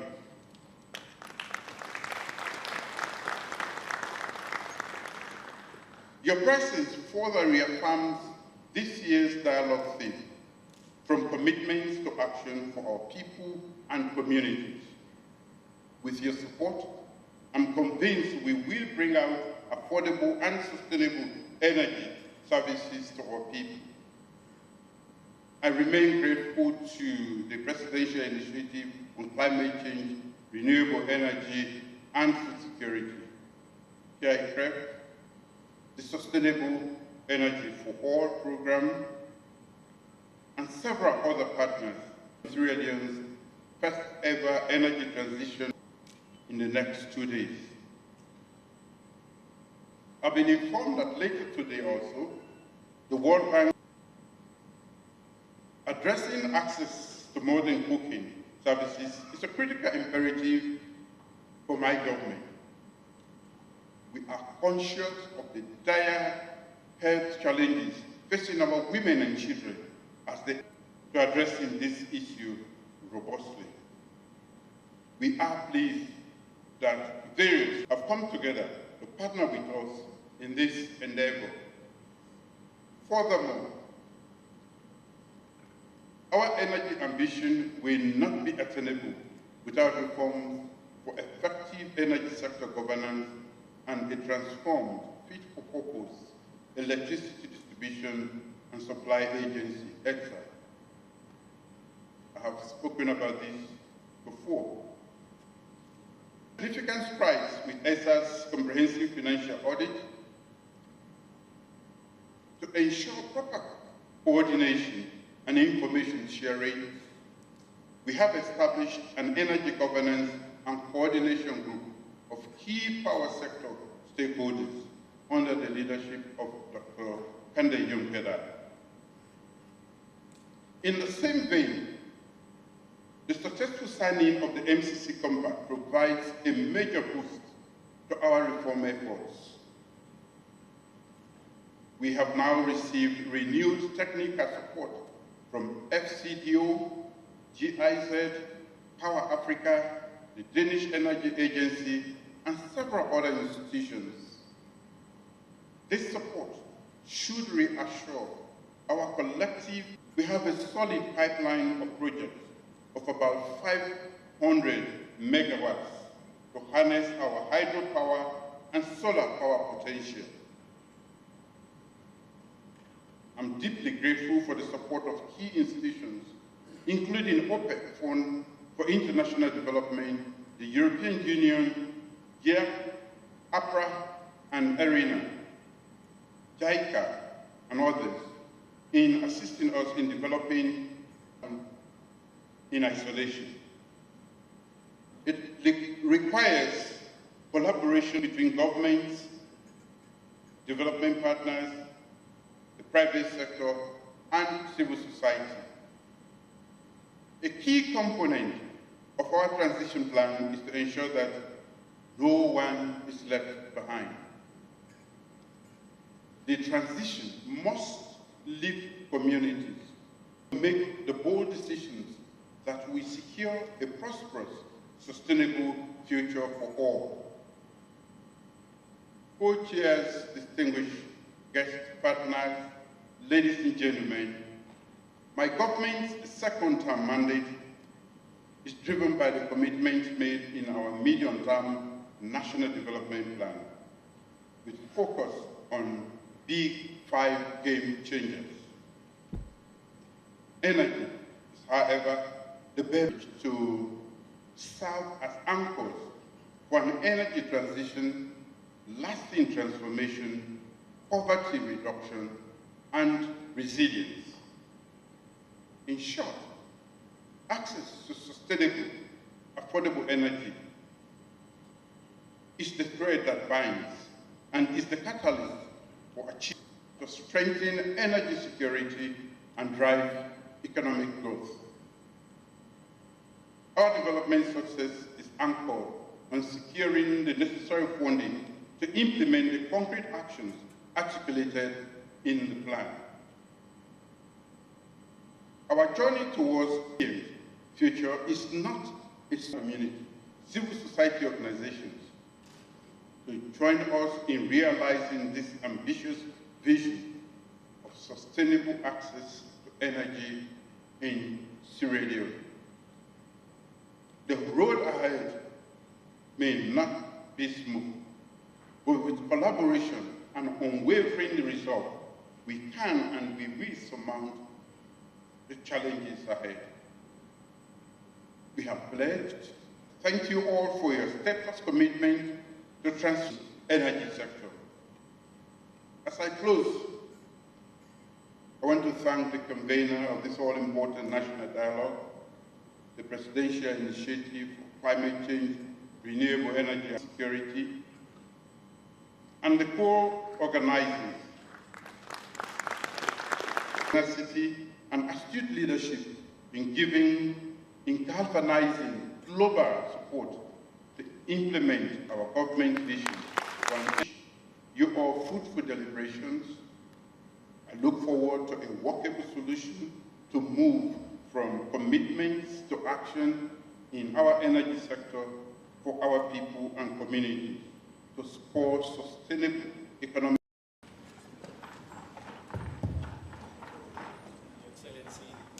Hello.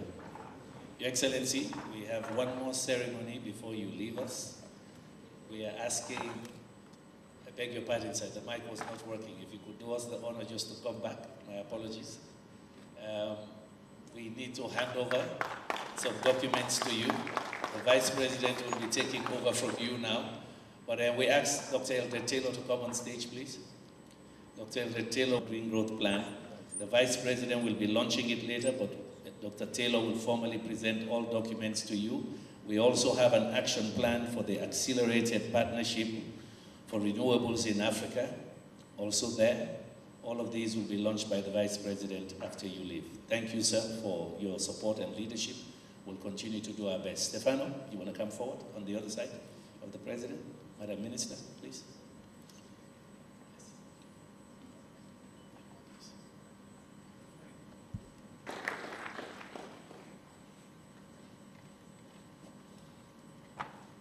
And then in addition, Your Excellency, we also have the Energy Transition Green Good Plan also.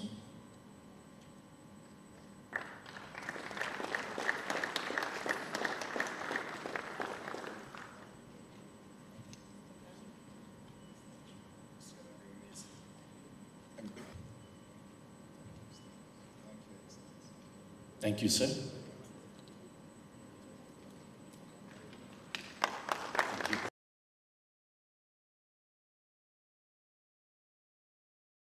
The Vice President will be chairing the commitment session. So we'll stand up for the national anthem so that the President can have his exit. Thank you so much for your presence, sir. National anthem.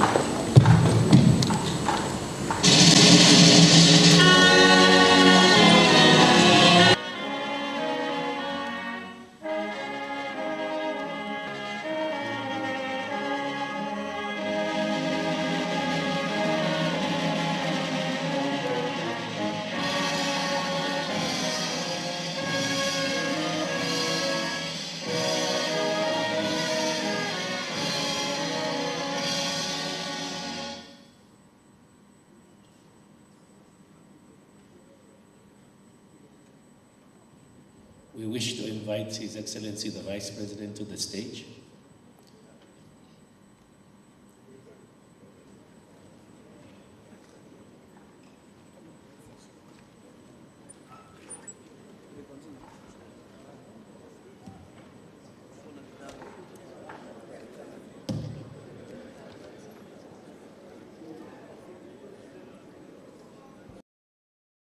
Our transformation partners to come on up the stage and then make their commitments.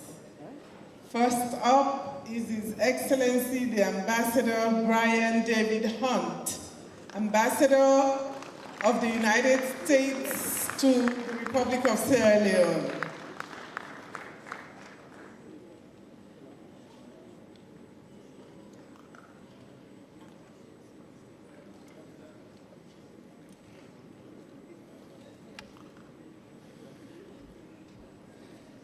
Thank you very much.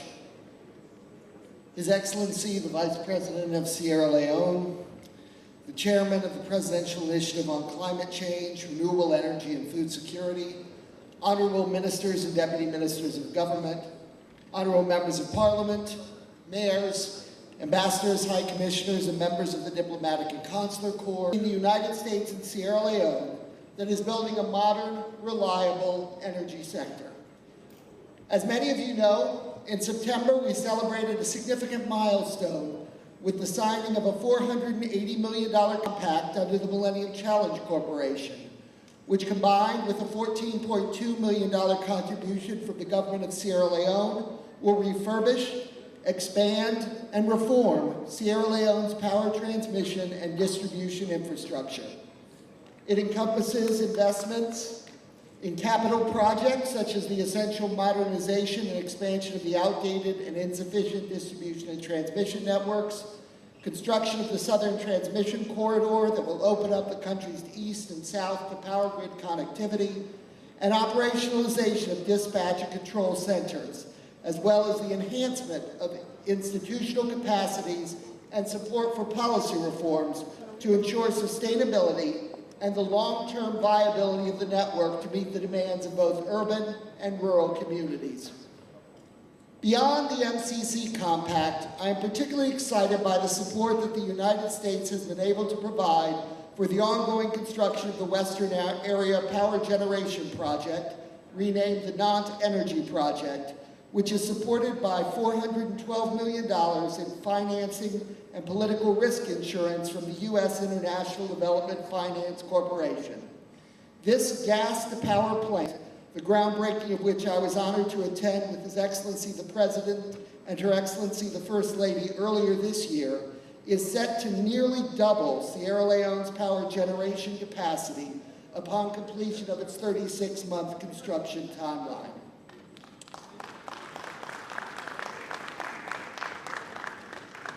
While our MCC and DFC capital improvement projects encompass longer-term civil engineering works, the United States is acutely aware of the need for more immediate action. For this reason, we have agreed to provide targeted assistance through USAID initiative and its Empower West Africa program, with the aim of providing short-term relief from the high cost and unreliability of current power solutions. To that end, the Empower West Africa program is assisting the government with the procurement of a new, cost-effective private sector emergency power generation solution for the country through an open and competitive process, one that will move us away from dependence on the car power ship.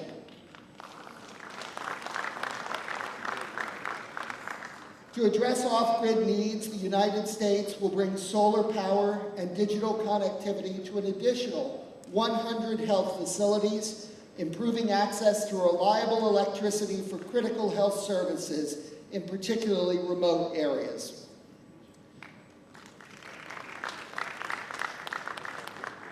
By leveraging private sector expertise and innovation, we can accelerate progress towards a reliable energy supply. However, this approach must be complemented by a strong commitment from all Sierra Leonean stakeholders to reform the energy sector. It is essential that we work together to foster an environment where cost recovery for supplied electricity is not just an aspiration, but a reality.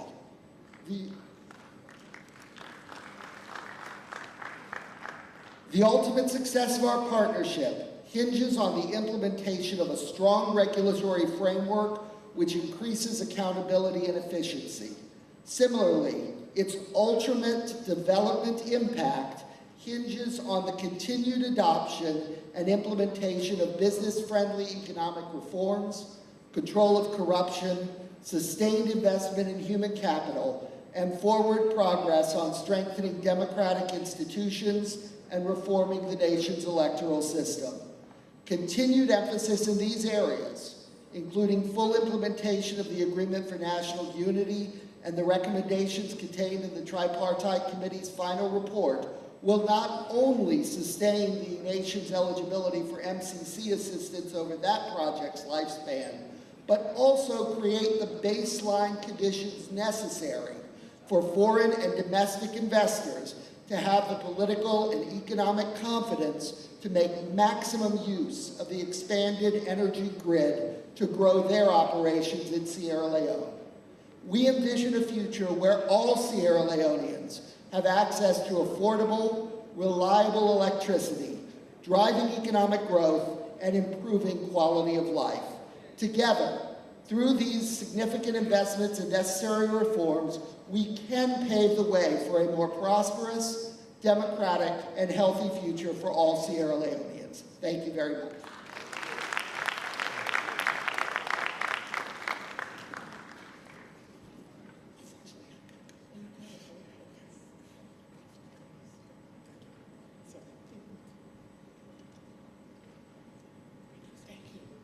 Thank you very much, Ambassador Hunt. We will now call on Her Excellency Josephine Goh, the British High Commissioner to the Republic of Sierra Leone.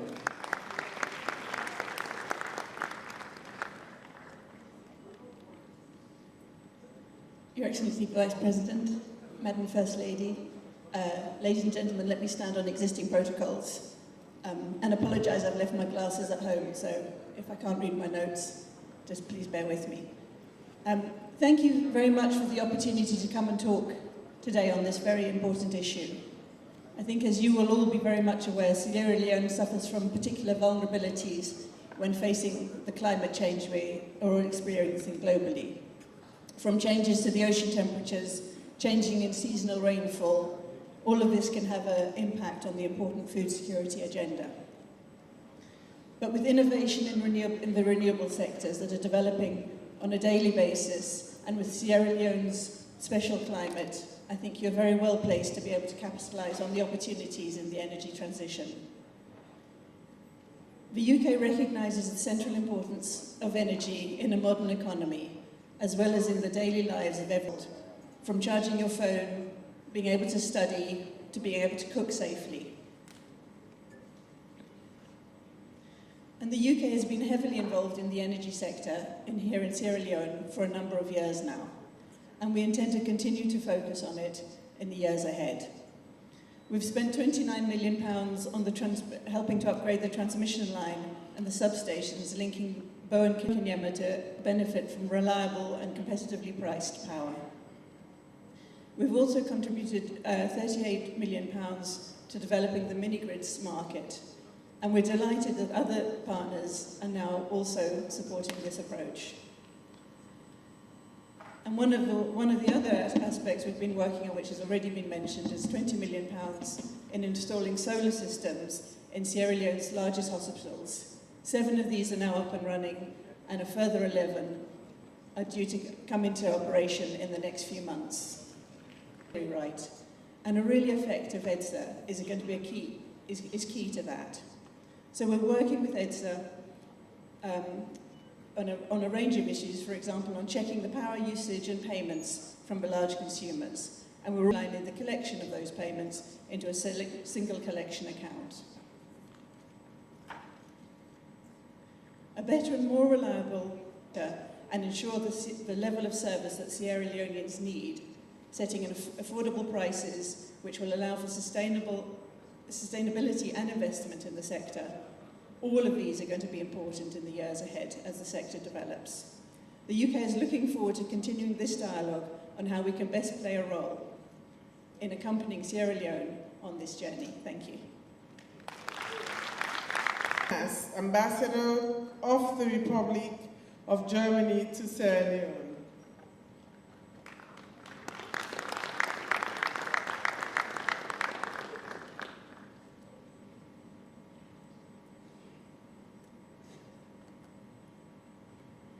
Madam Minister. To the Vice President, Madam First Lady, please allow me to stand on existing protocol. May I first of all congratulate the head of the press.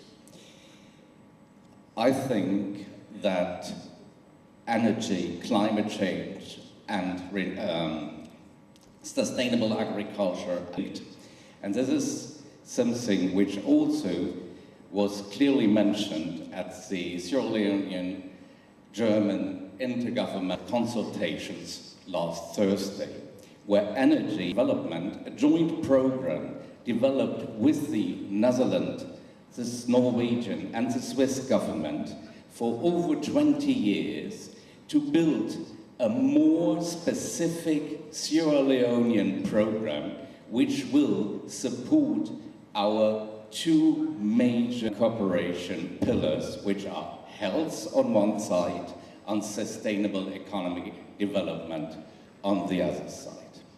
And in this regard, Germany, because one of the theme today is from commitment to action, we actually our African partners in this regard. We want to have a positive climate answer to the challenges of today.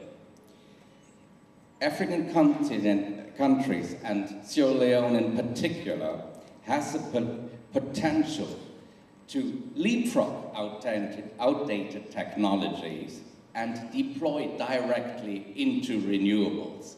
We all know factory close to Bo in Baoma, and we are looking forward the investors to set up the second phase. And I think this underlines once again that private initiatives, private capital is key, and therefore we need an enabling environment. And because it's, as I said, commitment to action, I'm happy to announce that my government is about to deploy an expert into the presidential initiative to work on climate financing, to get private capital into APRA is at the heart, at the core of our investments. Together with the Danish government, we will continue to support, and I'm sure that during COP29 there will be events which show again our support. And I can congratulate, APRA is very successful, Sierra Leone is at its top, and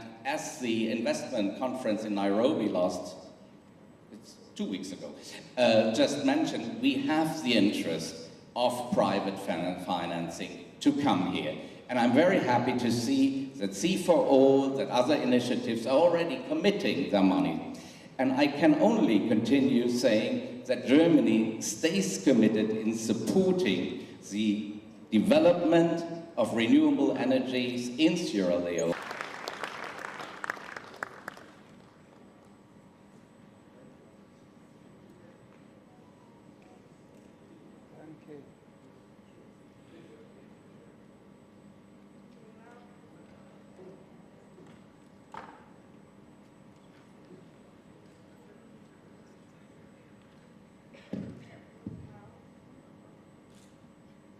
Call on the Ambassador,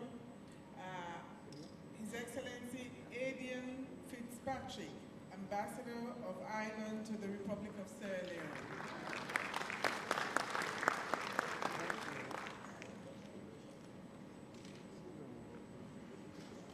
Everybody, Madam First Lady, Vice President Zhao, ministers, members of Parliament, private sector, civil society actors, allow me to work on existence vision, the huge energy that is there now that the government are putting behind delivering energy solutions right across the country. I didn't make the conference last year, but it's just fantastic to hear today the amount that has been achieved over the past year. Our contribution in this sector, it's relatively modest. When I hear of our American colleagues, when I hear of IFAD, the International Energy Agency, so many people bring so much, and everybody is needed, I think, in making the transition that is so badly needed here. In the Irish Embassy, we sat with some of our partners last year. We sat with the private sector, and we sat with civil society. But I think one of the more challenging parts of that is rural energy and getting energy to rural households. Expanding the grid and working with microgrids, that's a good way to go. But we started looking at delivering household energy systems. We've done a number of pilots, covered a number of communities per month for providing a good energy system.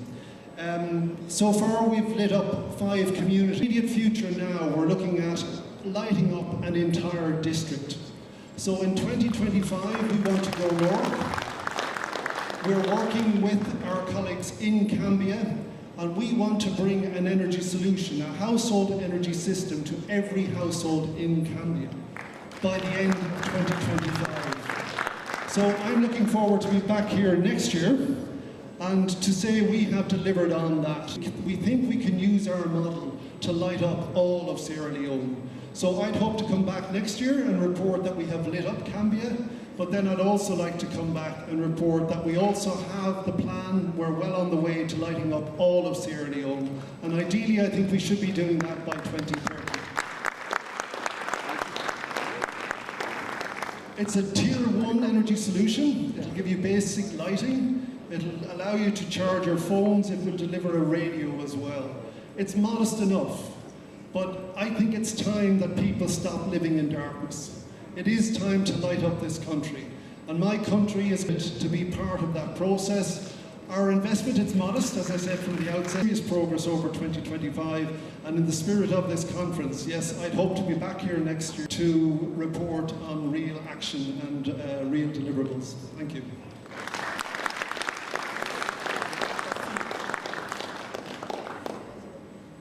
Next up is Dr. Abdul Mwanji, the World Bank country rep for Sierra Leone.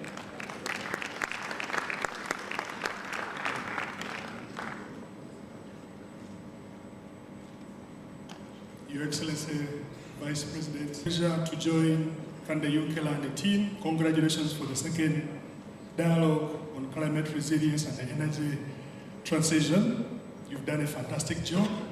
You deserve a big round of applause.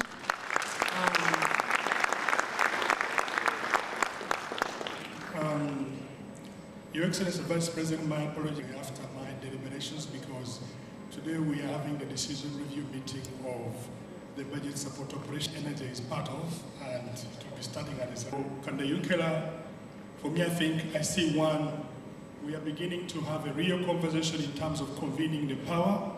And again, thanks to you, because it's convening the power, convening the resources, and the dialogue across different stakeholders that we are going to move in one direction.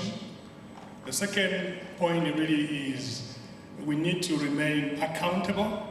And I think a platform like this one will hold all of us accountable, which in turn means that whatever we say here, we have to be measurable, we have to be held to measure. So your responsibility really help us remain accountable, and in turn, can you create a framework where we measure whatever we say from here? That's commitment to action. You said it. I would like just to pick up on a few things that I would like to share. Innovations which I think are happening across the country, across a wide range of areas. If you go to Kailawon, there is a young man who uses cocoa kernels to generate power, and is creating jobs for more than 50 women in the village, from the process of making bar soap to cooking oil, but he's transforming and he's using the kernels out of cocoa to really generate power. Then you move across to Lion Mountain in Makeni, who, out of resilience and ingenuity, we are able to prefabricate a boiler that uses rice husks to generate power in order to parboil rice. That's all part of your story of resilience.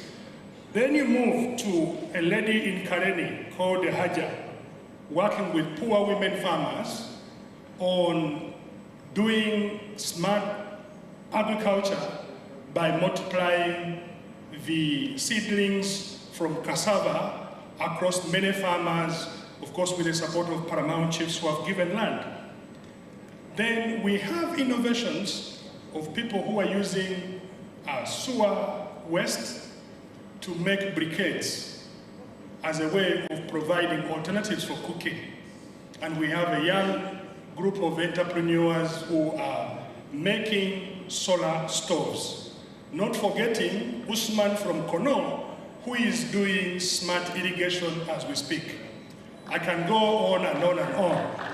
But the reason I mention this discussion, again, one recommendation for you, Kande and the team, is that this conversation should go beyond the national level. I want to see this conversation start from the grassroots. Let's build a database of these examples of change makers, which are quite many. There are quite many. And I think for me, we can bring them together in another forum. They share their stories, but the view should be to replicate. These people need support.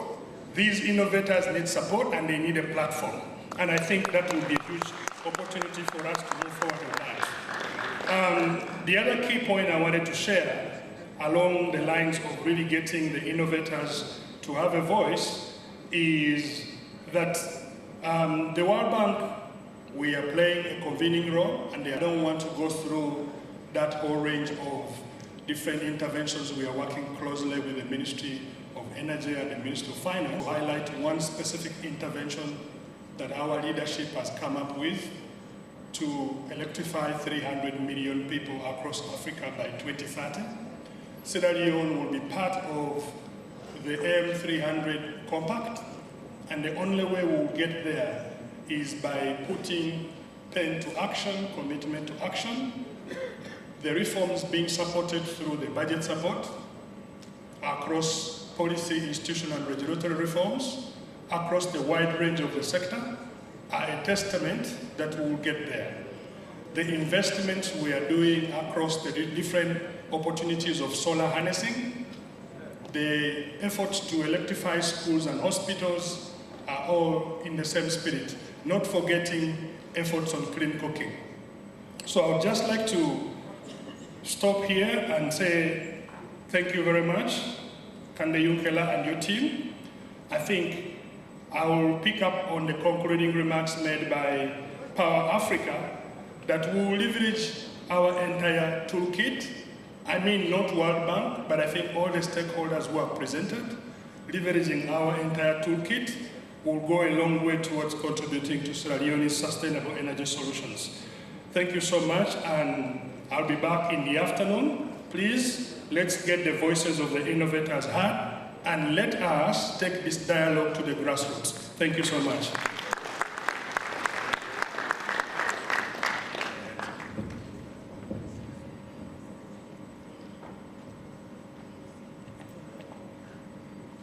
Thank you very much, Dr. Abdul. We'll now call on the representative from ARENA and APRA.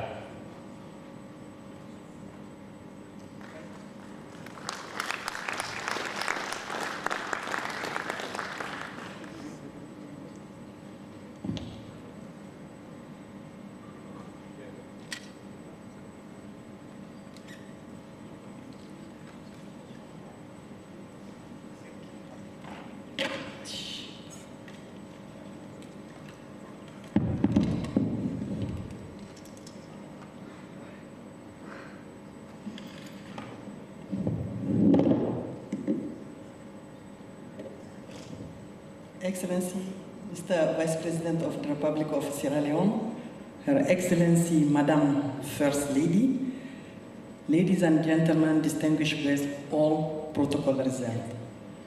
It's an honor and a pleasure for me to be here at this very important climate resilience and energy transition dialogue on the behalf of the Director General of the International Renewable Energy Agency, Mr. Francesco Lacabera, who really conveys his gratitude for extending the invitation to IRENA and also sends his best wishes for successful deliberation. So before speaking about APRA, let me say just a few words about. So IRENA is a global lead agency for the energy transformation that serves as platform for international cooperation. It supports countries and provides reliable data and analysis on technology, innovation, policy, and finance and investment.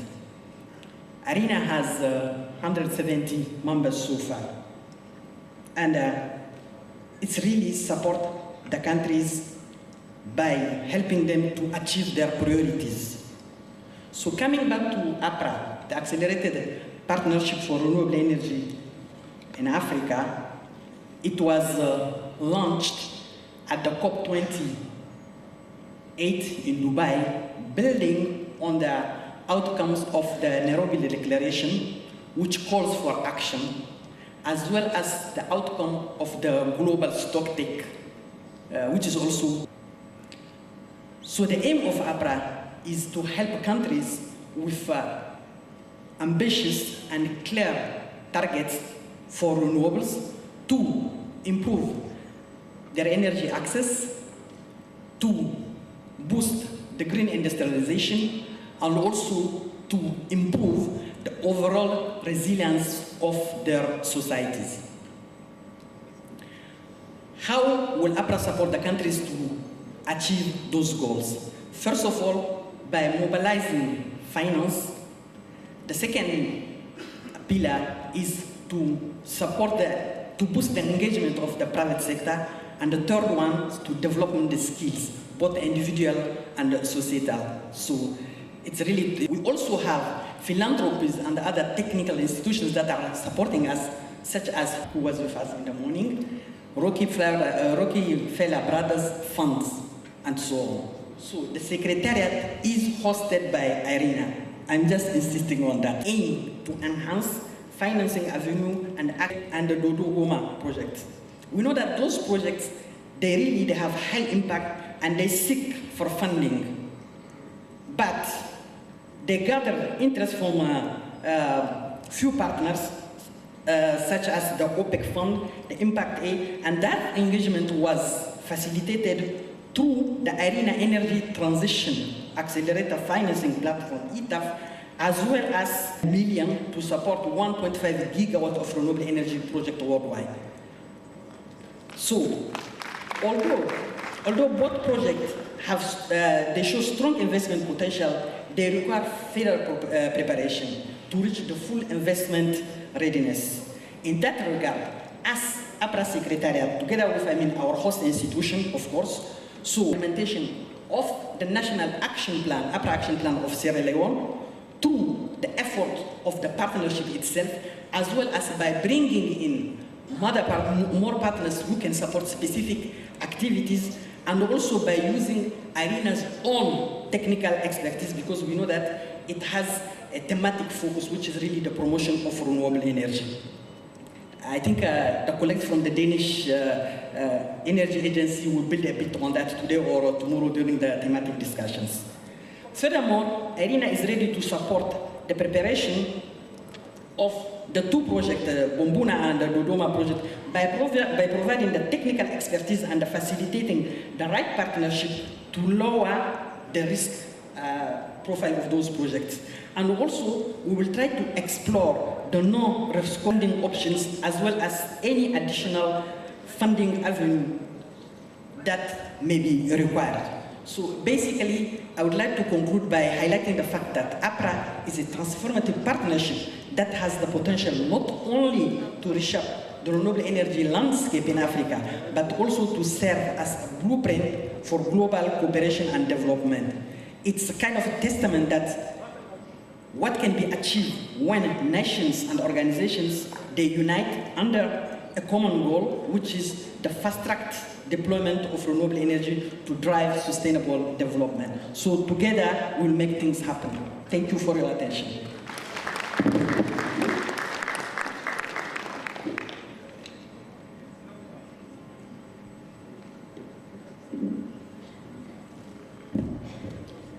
Thank you very much, Madam. Now we'll call on Carl Christian Munk Nelson, the Director for the Center for Global Cooperation. The Danish government, my apologies, Danish government. Mr. Nelson. Thank you very much.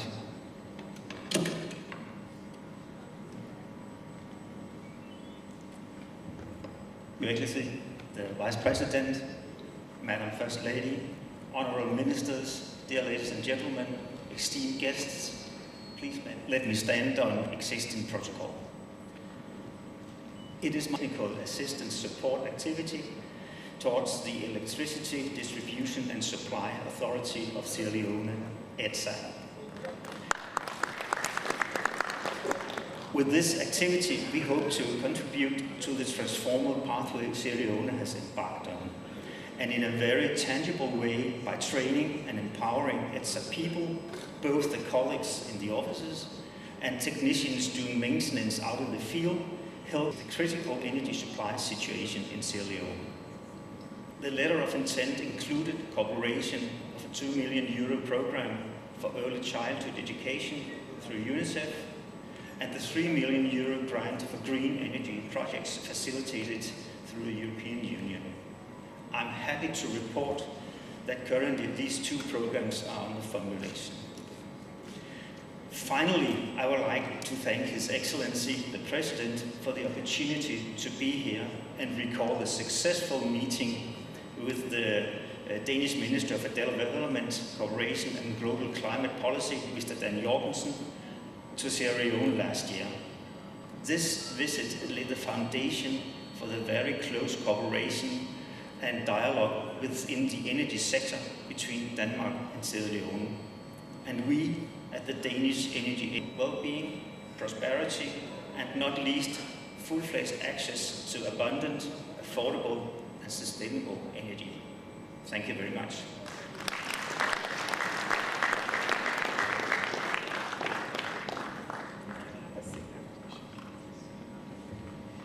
Thank you very much to the Danish government. Now I would like to call on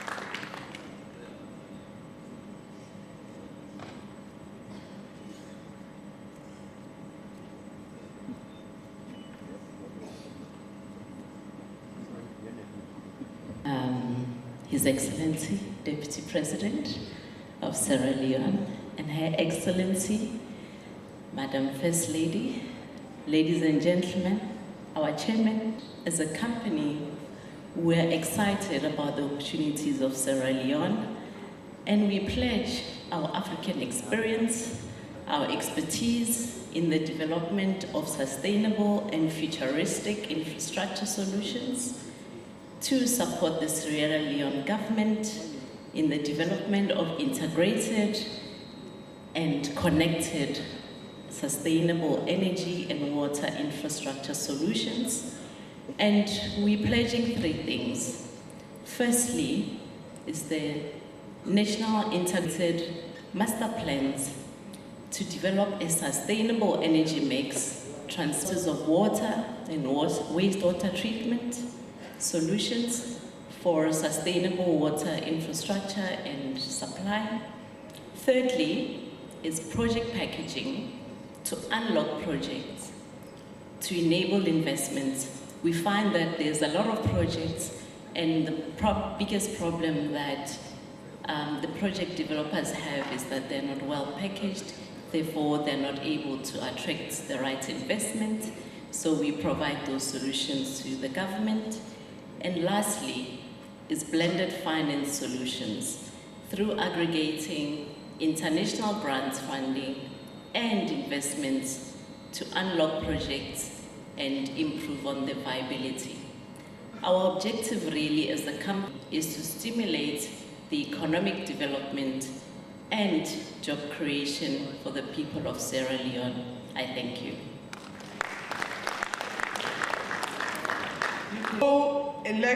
From the Global Electric Cooking Coalition. Ms. Butterfield, please.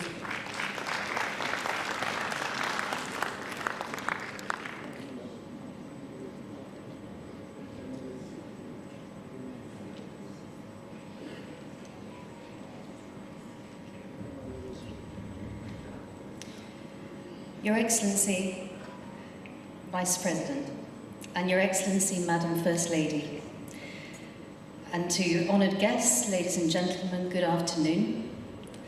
It is with great pleasure that I join you in this warm and welcoming country. I feel deeply privileged and very honoured to be with you here today.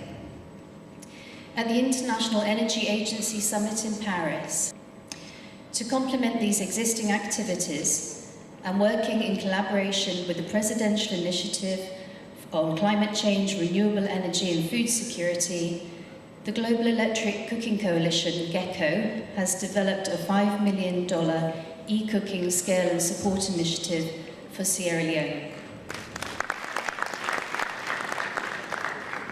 We're pleased to receive the interest of the Middle East Green Initiative's Forward 7 of the Kingdom of Saudi Arabia to enhance this collaboration, and this e-cooking scale and support initiative to sustainable, safe collaboration. Thank you.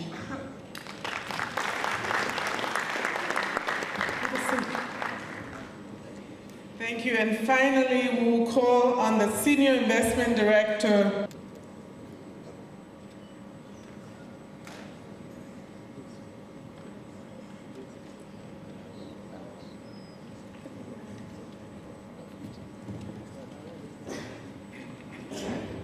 So I will be on. We will work with private sector partners and commit capital and also our own intern, be very actively involved to act as a bridge, a facilitator between the public sector, the government, who are our stakeholders, and the private sector with whom we work all the time, and in that way fast-track the implementation of projects. The second way which we intend to support the sector is by financing construction, and particularly equity. Every dollar that is spent on early stage project development will typically unlock about $20 in capital to fund construction once the projects reach that stage. Thank you very much. Thank you very much. A round of applause for all our partners who have made commitments. As you can see, very brief, very action-oriented. As the representative of the World Bank area, we need leadership on. You just heard a $5 million announcement for clean cooking, but we need much more. In many countries, when we talk about clean cooking, they say, oh, it's the woman's issue. No, it's a national development issue. Most of sub-Saharan Africa, 80 to 85% of the population still use charcoal and firewood. Take West Africa. Ghana is the most electrified, 85, 87% electrified. Still uses charcoal, 80% still uses charcoal and firewood for cooking. To change that, you need big investments, pipelines to move the gas, if you're going to use gas, or power grids that can give you that clean energy for cooking. And so the other commitment we have, Mr. Vice President, is a commitment for leadership. And we're trying to mobilize presidents around the world to back us with real money, and President Bio was in Paris in May, where we got a $4.2 billion pledge, supported by the EU, France, many countries. But locally, we need the same kind of mobilization and support. And so who else can we find than a global icon, a champion of women and children, to help us mobilize locally and internationally to bring that big investment. We're laying the foundation. This afternoon, the World Bank will present our first action plan towards clean cooking investments in the country that will become a strategy. But we asked Madam First Lady, she was going to do it this afternoon. We said, no, can you do it this morning? We have more of the people here.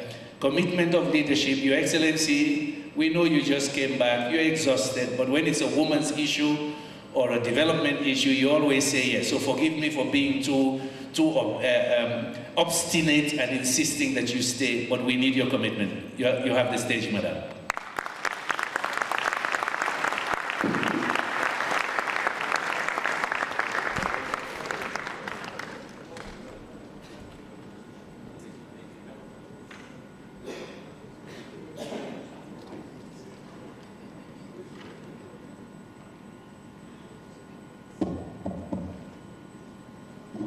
Thank you.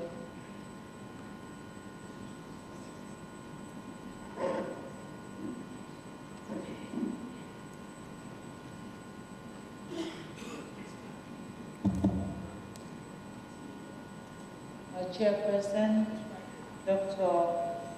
Haji Kande Kole-Yumkela, the Honorable Vice President, Dr. Mohamed Julio Jallo, my dear brother, distinguished guests, members of the Port Estate, ladies and gentlemen, very good afternoon to you all. I am very pleased to be part of this big and important event organized to bring solutions to our energy solutions in our nation, Sierra Leone. There can be no better time than now for hosting such national engagement for the following reason.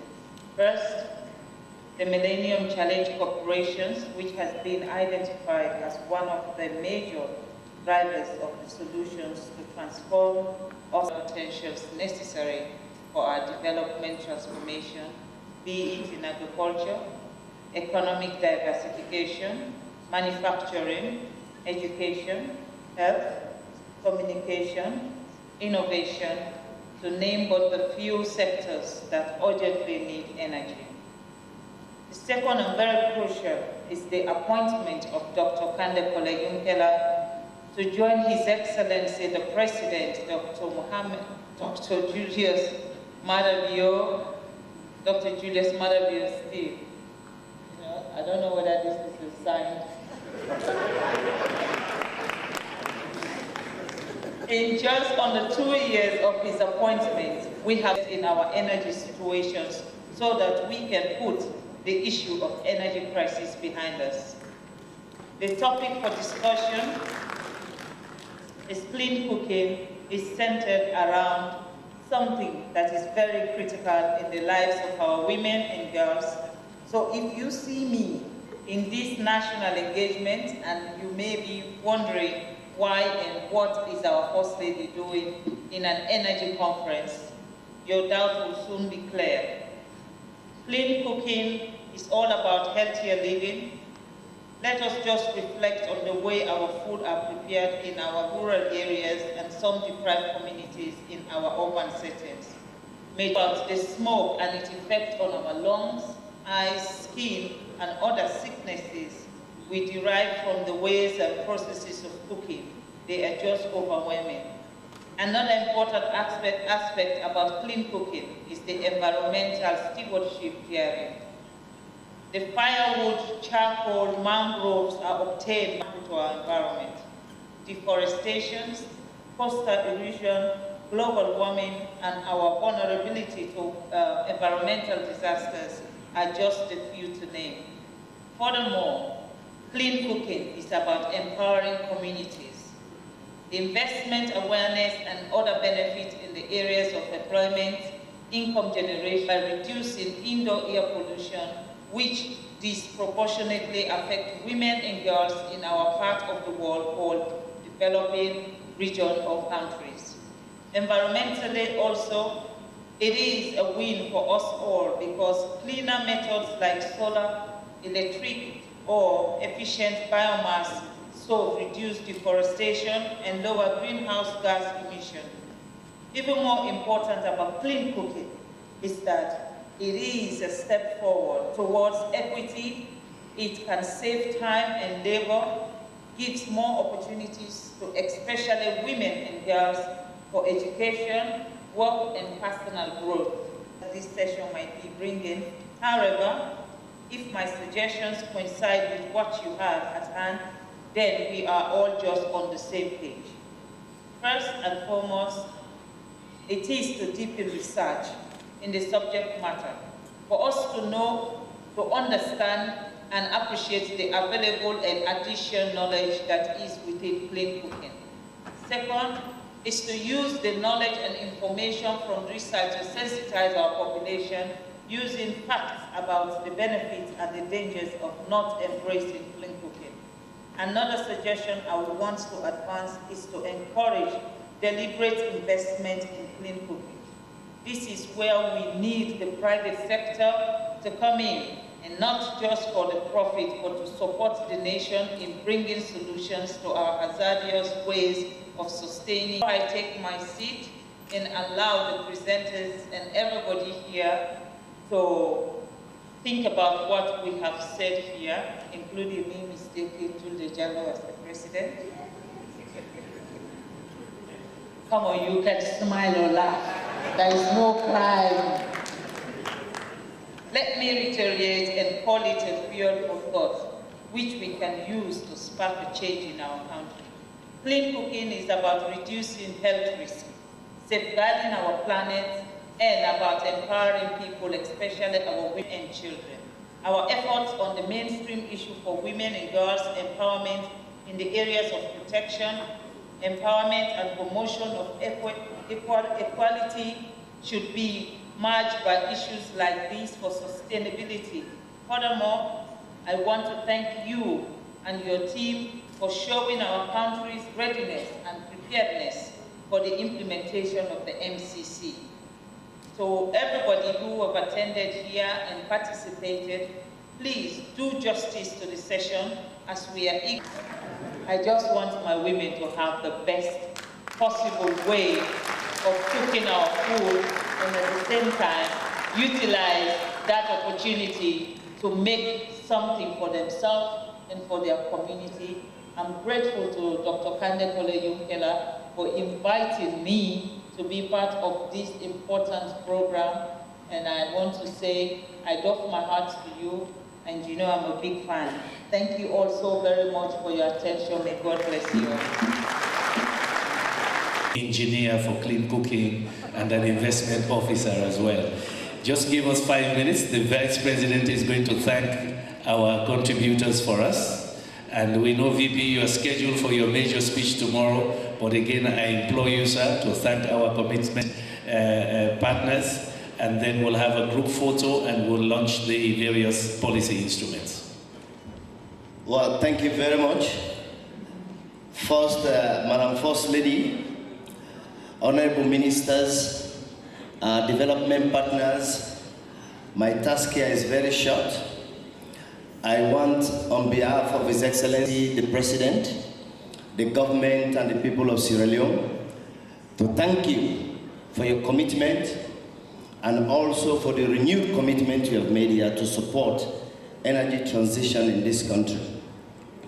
We also want to thank all those delegates who flew far away to come to Sierra Leone to be part of this very important dialogue process. We want, on behalf of the President and government, to thank them.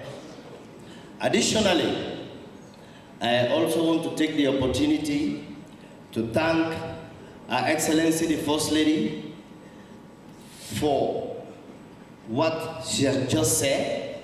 We know our passion. We also know our energy level, and we are very happy he's going to dedicate and supply some energy to clean cooking as well. And I'm sure that is something we are going to see her do and run across this country. On the final note, I also want to thank Dr. Kande Yumkela and his team, and also the associating ministries for delivering such a wonderful and high-level energy dialogue series. We want to thank all of you and the participants for making us proud and be part of such a fantastic event. Thank you, Dr. Yumkela. Thank you, Your Excellency. Thank you so much. One last task is that we're asking the Vice President and Madam First Lady to be in the middle here, and our partners will join them, and the VP will launch all our policy instruments, the Green Growth Plan, the Strategic Plan, the Innovation. Please, Madam Minister, join in. Eldred, come in front. Minister of Energy, please come in front. Now I have to be a conductor. Eldred, please come in front, sir. Please join us.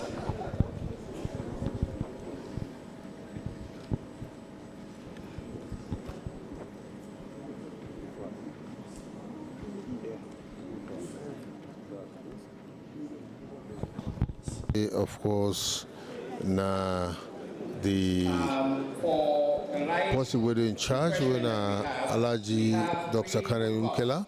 Just to make sure that of course, they're in charge of that particular section there under the office of the president. and our partners. And this one, of course, is a talk about. So please go towards that door up there. Of course, they tell you how we go able to transform with energy. So the plan, you're not going able to do them alone, unless you get partner them. Unless you get partner them, we for join we for let we be able to do that. And energy business involve a lot of money.